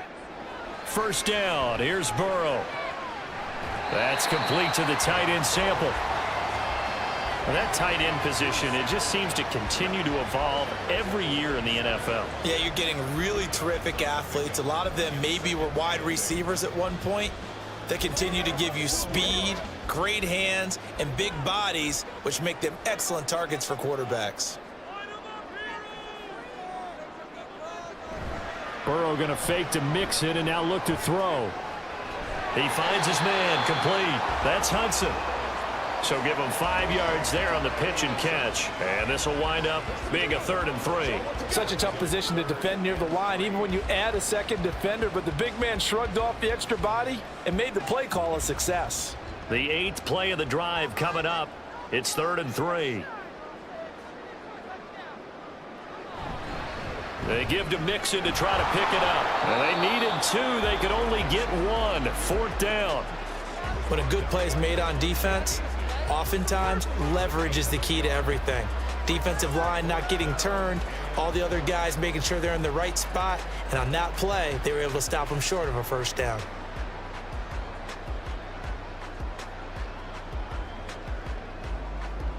And no move to get the offense off the field. They'll stay put on 4th and 1. They'll run with Mixon. And he picks up the first down yardage as he takes this one down to the 15. A solid pickup of 5 and a very solid 4th down conversion. And defensively, pure frustration. The 4th down run successful. Now they look to pay it off on 1st down.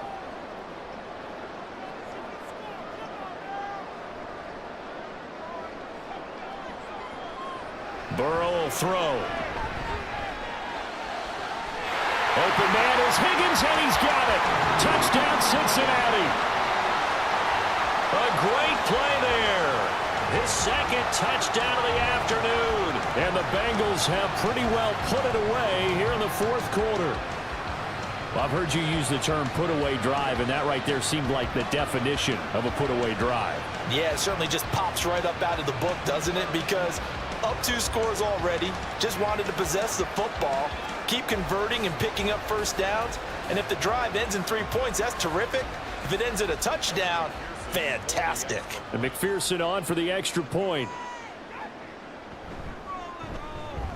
And he's been a busy man, 5 for 5 now as he knocks another one through to extend the lead.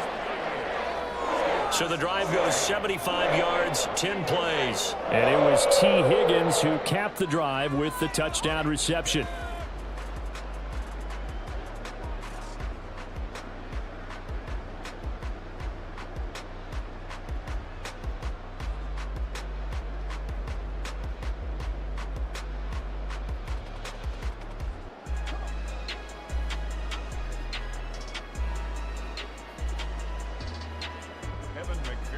After the touchdown, McPherson on to kick this one away. This taken in right around the goal line. And he'll be tackled just shy of the 25. And now out come the Steelers. And after the field goal last time, let's see what they can get here. At least they got points out of the last drive, Charles. I never met an offensive coach that didn't want to drive to end with a kick. Most of them wanted to end with a PAT, right? In this case, a field goal, they'll take it. Way better than the alternative, which is a punt. Yeah, but you met fan bases that wanted that, that weren't happy with that field goal. I haven't met a fan base yet that wants to drive to end with a kick, other than the extra point. That's it. It's a 6-yard gain on the ground, and that'll make it 2nd and 4. Well, I think after that run, the defense is getting back in the huddle and looking at each other and maybe starting to question their confidence a bit. They gave up a significant run, 6 yards, and now you're saying to yourself, how do we stop them, and do I have enough confidence to make a play? Here's Rudolph now on 2nd down. Out route, and he connects with Freiermuth. And he'll be tackled right on the chalk of the 45. They call his number again. It's his 6th catch and a 1st down. Well, I can put my defensive cap on right now, and I know they're saying don't give up any big plays now. They've controlled this game throughout, and all they want to do is see it through to the end. I think they let their guard down a little bit with that last completion. Sometimes when you're trying not to give up bigger plays, you don't react as fast as you should on other throws. Throwing on 1st down, but this one winds up to be incomplete. At this point, down big, you'd have to imagine this defense, they're just going to sit back, blanket the field as best they can. Yeah, this is actually the easy part of the game for them because, just as you noted, they can sit back, keep everything in front of them. But they've blanketed the field the entire game using a variety of coverages. 2nd and 10, Rudolph again. A short one there to Freiermuth. 4 yards the gain, and it'll bring up a 3rd down. They gave up the completion there, but this is what zone defenses count on. Catching the ball and not much run after the catch. They are in need of 6 yards here if they hope to move the chains. Throwing on 3rd down, here's Rudolph. Work in the middle of the field, and he's got a man complete. And he will have a Steelers 1st down as they're able to get the 3rd down conversion. That's not the first time they've looked his way when they've needed a big play. He's been the go-to guy all game long. And they get the hook up again on 3rd down to keep this drive alive. So they'll come up in Bengals territory now with a 1st and 10 at the 43. Here's Rudolph. Quick completion here to Johnson. So the completion gets him just a yard, and that'll make it second down. Some think the teams really won't throw a slant route unless you have a receiver that has a lot of stature to him. But sometimes the little guys, they get lost in there. People can't really locate them, and they run that quick cut on the slant, and oftentimes they can turn it into big plays. Rudolph throwing again. Throwing left sideline there, but it's incomplete. Had the right idea there, trying to throw it to the sideline, but he led him just a little bit too much, trying to get it out to his receiver. Ends up falling to the ground, incomplete. Now play number 8 on this drive, and they need 9 yards to pick up the first on third. Now Rudolph. Finds Pickens out right. And a good job on the tackle there as they get him down shy of the first on the 35-yard stripe. They'll wind up getting 7 on the play, and it'll be 4th down. So much about offense is what you call hidden yardage. You know, you throw the ball to someone, they catch it, and then they can make a big play. You know, they create a play, run after catch. They did a really nice job there of limiting that and keeping him from a first down. Yeah, stopped him in his tracks. No reason not to try it there, and they do indeed convert on 4th. So he needed 1. He ended up getting 3. And I really like the way he ran that one, too. That's really intelligent running because oftentimes a running back can get too greedy. Try and hit the home run on a play where you just need a few yards. Well done there, making sure you got the first down and not worrying about trying to get a touchdown. And now a throw on first down there, but it's incomplete. Even with such a big lead late, the effort hasn't lapsed one bit. If the offense wants to score some points in this one, they're going to have to earn it. These guys are not giving up anything. Now a 2nd and 10. Rudolph. Open man, that's the tight end flyer move. That helps the completion percentage, but not much else, and now it's 3rd and 10. And that's when it's fun to play defense. When you're able to diagnose a play right from the beginning, get all your guys to the football, and spill the play, that's when you have a lot of fun playing on that side of the ball. 3rd down and 10. Here's Rudolph. Able to find the open man. That's complete. And he will reach the 5-yard line before going out of bounds. They're able to convert on 3rd down, and that sets up a 1st and goal. Well, those are the types of plays they probably wish they had made more of in the first 3 quarters. And this deficit going to be tough to overcome here in the 4th. But a nice first down and a pickup on that throw. Yeah, and this is where as coaches, you're looking for effort and execution, even though the scoreboard is going against you. You want to find out who's going to fight, who's going to scrap, who's going to keep their heads up and continue to play. They'll get only 2 there, and it's 2nd and goal. Not a big window to throw. Coverage wasn't too bad there. Yeah, they had him under wraps pretty well, but somehow able to muscle his way open and catch the ball. So the ball position now at the 3. Here's 2nd and goal. Harris is into the end zone for a Steeler touchdown. So a little bit of a letdown there defensively. I mean, look, you're still 2 scores to the good, CD, but things may be a little more uncomfortable than they had hoped. Yeah, if you kept them out of the end zone there, this game's over. You've locked the door on them. Instead, it's still open a little bit, and they've got a puncher's chance. And now the Steeler offense staying out there, and they'll go for 2. They're going to run it with Harris. And he will find the end zone again. So he gets the touchdown and the 2-point conversion. And that'll cut this deficit down a little bit further.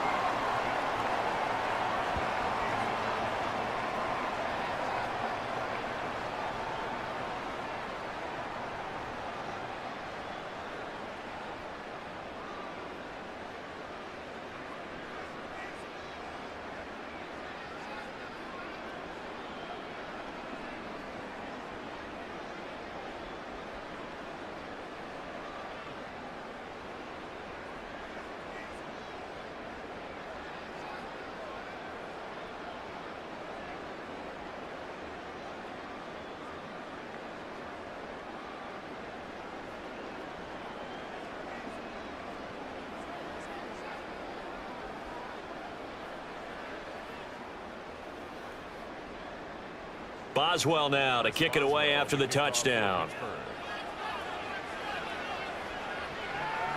And here comes a return from just beyond the goal line.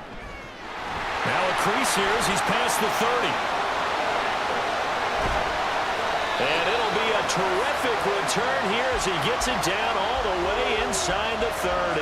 But whatever the relationship was between the special teams and the offense, it's gotten a heck of a lot closer after a return like that. The special teams just keep setting them up. The offense thinks they'll go out there and knock them down. Joe Mixon and the rest of his offense making their way back onto the field. Responsible for well over 100 yards of total offense, but still hasn't found the end zone. You think that's in the back of his mind going into this drive? It's always in the back of the mind of a player having that type of a day because you want that gratification for your work, right? You want that stamp on top of everything.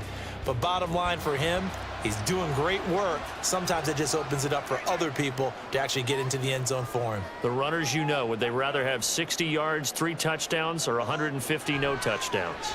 I think more than likely 150 and no touchdowns. But all the runners that I know would say, I'll take 150 and 3 touchdowns. They're greedy that way. 10 yards there to start the drive, and just enough by about the length of the football for a first down. Well, how about this aggressive approach? Got the lead, fourth quarter, continuing to throw the football. Are you thinking about Super Bowl 51? Atlanta had the lead against New England, and they ended up giving it up? I was going to say don't say it, but you did say it. I did, didn't I? Yeah, anybody watching Atlanta, our apologies. Able to fight for about 4 yards there to the 13. The recipe's pretty simple, I think, right? Just give your superstar the ball, continue to feed him. Yeah, don't overthink this one, right? Make sure he's touching the football, but you're also counting on his intelligence in playing the game as well. If it's not there, don't force the run. Just make sure you hang on to the football and keep the clock ticking. Back to Mixon on second down. And strong running there as he's inside the 10 and down to the 8-yard line. It's a 5-yard gain, but they'll still be a yard short here with third down now looming. And there we saw one of the downsides of blitzing during a rundown because sometimes you get out of your gaps. You don't fit the run quite as well because you're headed towards the ball carrier with abandon. On 3rd and 1, Burrow. And he's got it. Touchdown, Bengals. Drew Sample.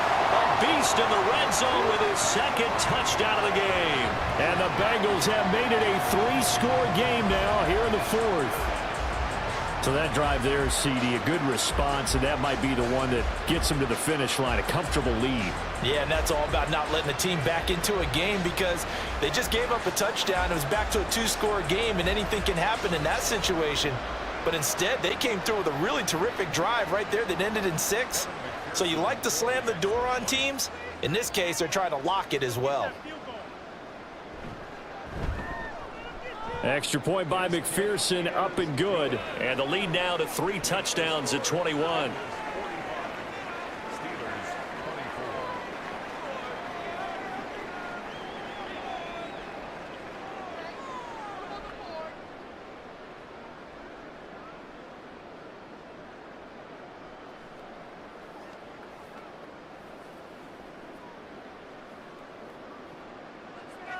After the touchdown, McPherson on to kick this one away. Igwebuike to return it from his end zone here. And only able to get this to the 19, so probably should have opted for the touchback. George Pickens back out now with the rest of the offense. They have to like what they've gotten from him in this game. Think about the accumulation of catches. 8. The yards per catch now, because you're getting more than a first down every time he's touching the ball. This is the kind of game you want when you're able to throw it out wide. Absolutely. Over 100 yards, has the 8 catches. Now Rudolph on first down. And his throw's going to be incomplete. A good job in coverage there. They took away his top read on the play, so he went through his progressions and ended up settling on his running back who scored on their last possession, but the coverage held. It goes incomplete. An incomplete pass on first down. That leads to a 2nd and 10. Rudolph now to throw. Johnson's got it complete. He'll be dropped at the 25 after a gain of 6. Slant route's effective no matter who's running the route and catching the ball. But when you have a receiver of that stature, you have to be a little bit more precise throwing it. You don't have the same catch radius with the bigger targets. 3rd and 4. Rudolph looking to throw it. That is caught. And he'll be taken down, but not before they work it across midfield. A first down and then some. Give him 29 yards. A 3-score game here late. You can probably rule out the comeback, but certainly some kind of a moral victory to be had if they can get a few more points to close things out. And to that end, a nice pass play there to push things downfield. Yeah, and we know in this league, a loss is a loss, and no one wants anything to count as a moral victory or, boy, something that feels a little bit cheap. But if they trim that lead down to just 2 scores, that's still a benefit to this squad. I think he's got to be careful not to force anything into coverage right there. There weren't really any throwing lanes, but the best part for him, he's got 2nd and 3rd down to fall back on.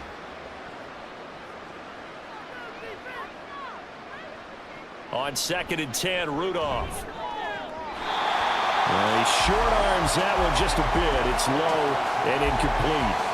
The coverage keyed in on him since that last completion his way. He earned a little more attention on that route, and that made it a lot tougher to get a clean throw his way.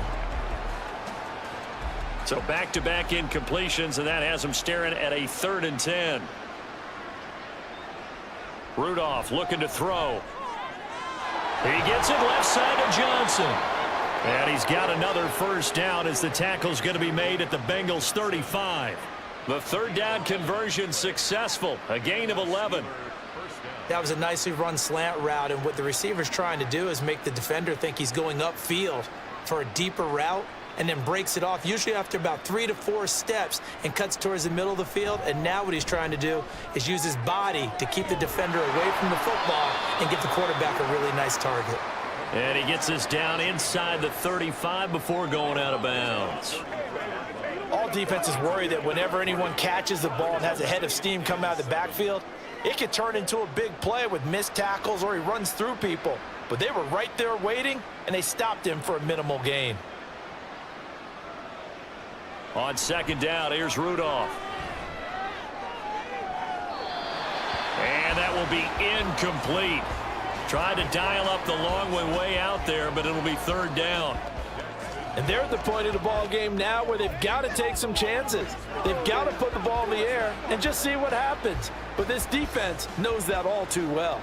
Now this drive, they're 2 for 2 on 3rd down conversions, but they need 7 yards here.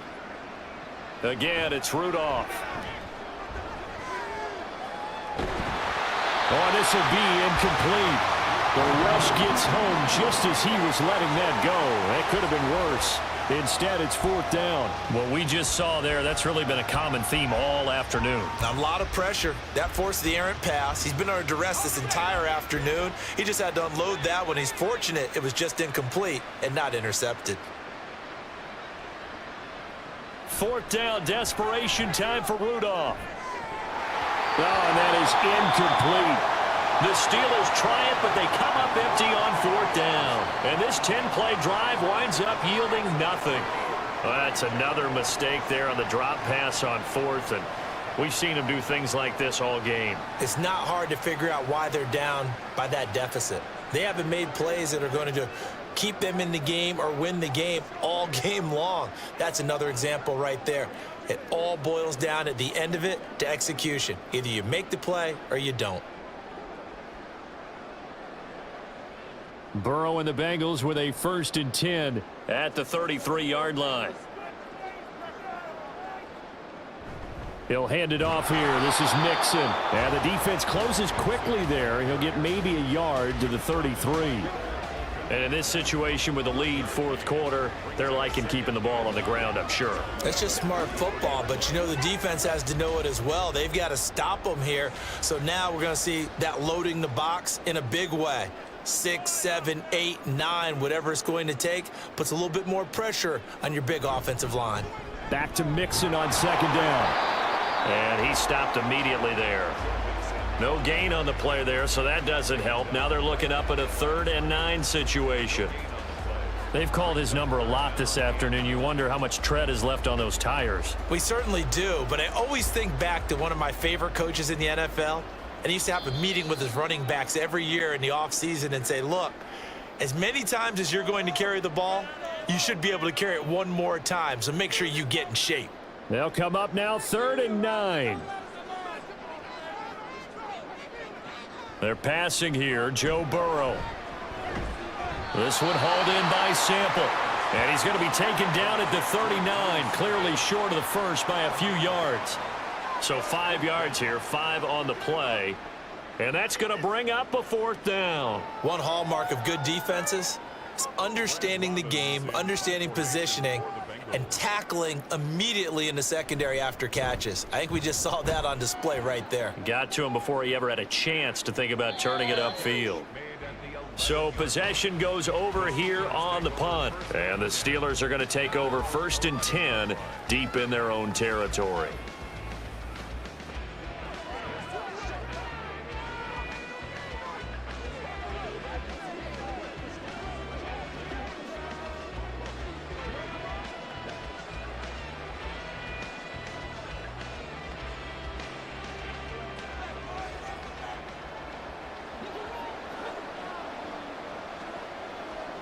Rudolph on 1st down. And that will be incomplete. Would have been a big hitter if they had connected. Instead, it's 2nd down. We've seen that the deep ball's been a part of their game plan all afternoon, but they've had trouble hooking up on it, unable to successfully find the end zone over the top. After the incomplete pass, here now is 2nd and 10. Now it's Rudolph. And the catch made by Johnson. Now the Steelers use the first of their 3 timeouts as they stop it here with 1:07 remaining. This is your game, baby. Hey, what we got? 3rd and 5.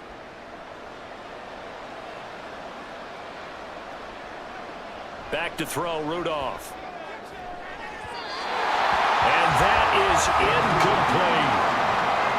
That's coverage you'd expect to see in a tie game late. Not in a lopsided game like this. They are not letting up.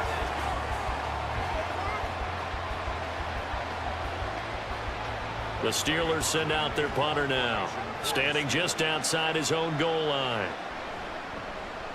Averaging over 50 yards a punt so far as this one's away. Here's Jones on the return. Down the numbers. There he goes.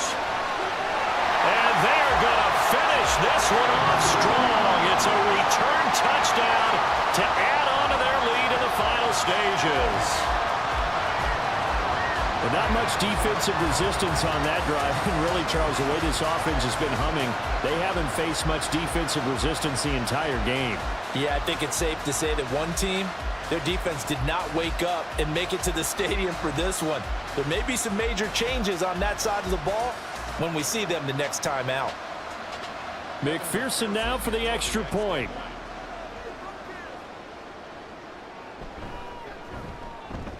And that'll increase their lead to 28. So his big play capability in full display there as he's able to return that punt for a touchdown.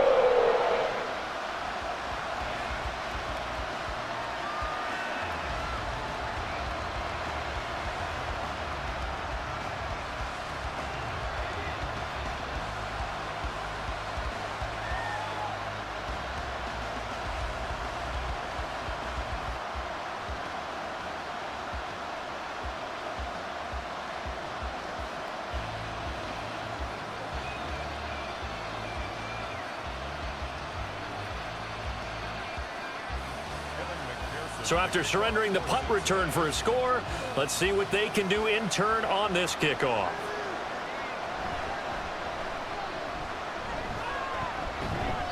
And a nice return sets him up pretty good here right at the 30-yard line. And Pittsburgh getting set to take the field. Well, this game, it has had no shortage of offense. They've been able to put up a decent amount of points on this side, Charles. they just have not been able to keep pace with the other offense they're going against here.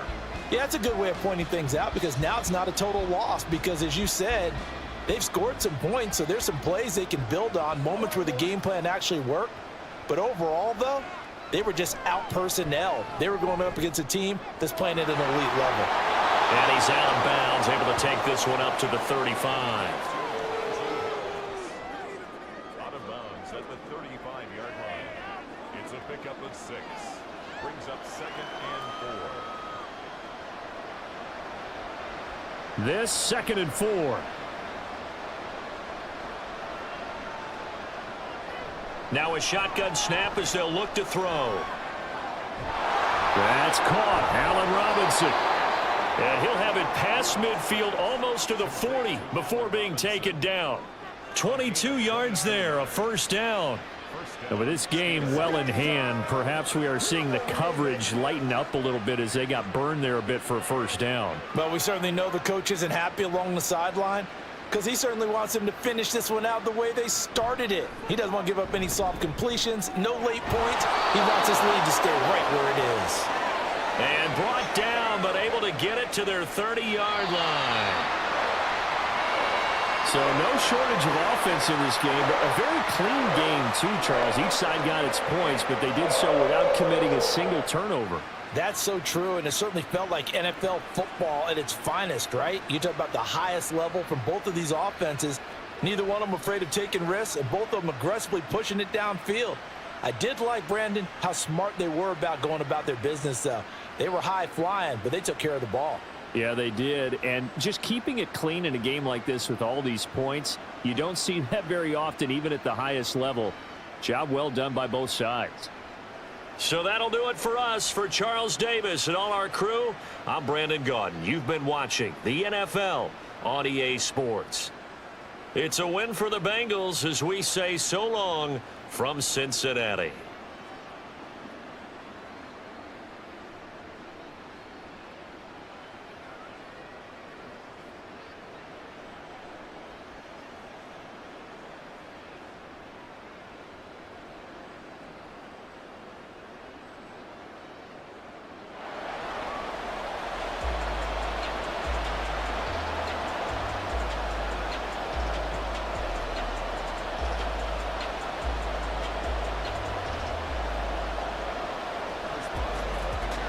To get us started now, the kicker Chris Boswell, and we are underway from Cincinnati. Taken at the goal line, and he'll be brought down right on the chalk of the 20. The Bengals offense here ready to rock and roll. Joe Burrow is the man at quarterback. If you ask coaches at any level to design their ideal leader of a team, I think they're going to check every box with this guy. He's got the poise to handle responsibility. He stays calm under any kind of pressure, and he brings out the best of his teammates each and every week.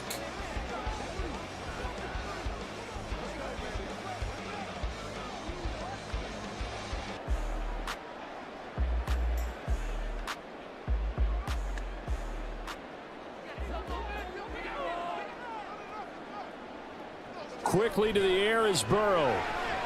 A good gain of 9 before he's brought down at the 28. A good safe pass there right off the bat. That's almost a rhythm play. That's what we like to call it. Get them into rhythm early, something safe, something they're confident about, something they feel good. And once that's completed, then you just keep moving from there because the confidence elevates. Burrow looking to pass.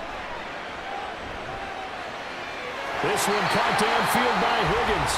And he'll be taken down, but not before they work it across midfield. A first down there on a pickup of 25.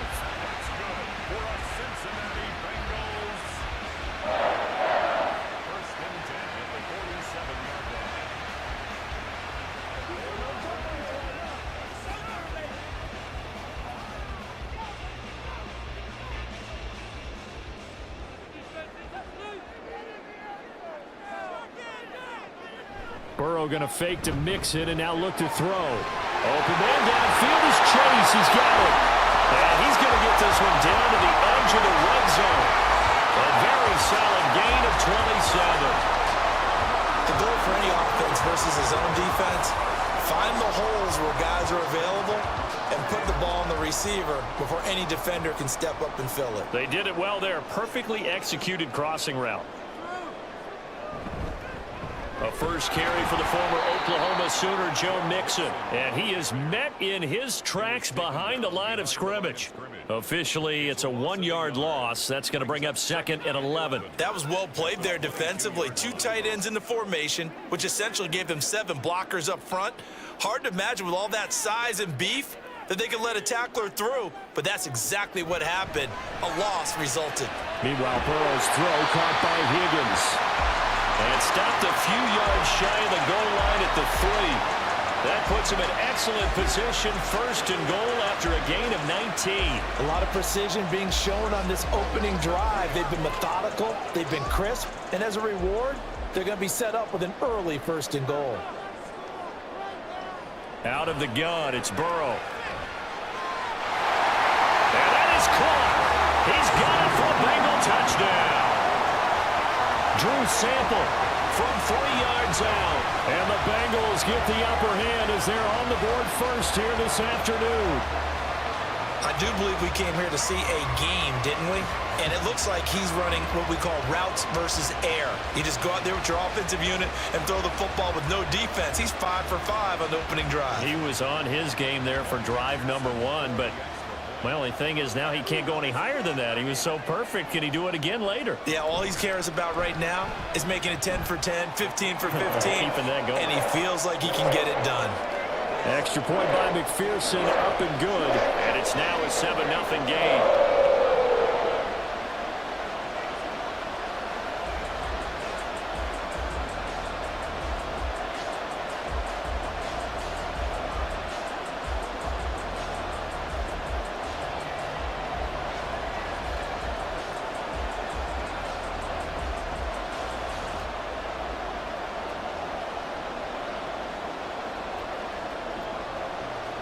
After the touchdown, McPherson on to kick this one away.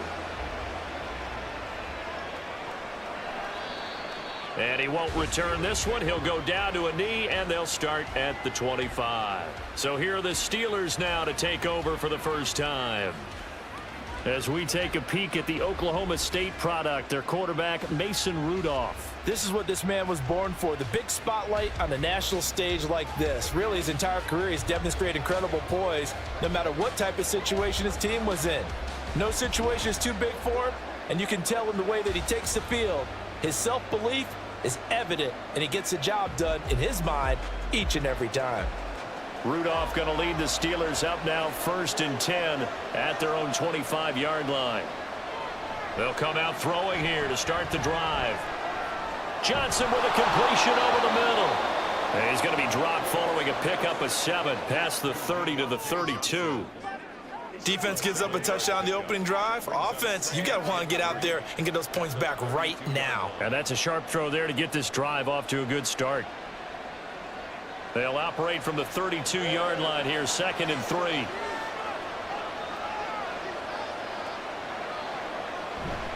They'll fake the handoff. Now Rudolph.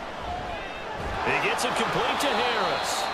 And Najee going to have a Steelers first down as he'll be brought down at the 38-yard line. It's a pickup of 6. That was a pretty favorable situation there. What would you call that? 2nd and manageable? Smart play, too. Didn't force it downfield when he didn't have it.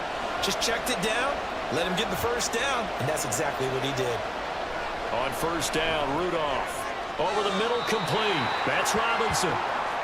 It'll be a gain of 5, and it's 2nd down. In so many ways, throwing the hitch route is actually one of the safer things an offense can do. Get the ball out to the receiver as fast as possible, hope he's got man-to-man coverage, and hope that his athleticism wins on the perimeter. And he'll run for the first time, and Najee Harris. And he'll get it out to midfield. Looks like, yeah, they'll spot it right at midfield at the 50. 7 yards there and a first down. And that's a nice pickup of a first down on that 2nd down run. And at that yardage gained, they can run that play on any down.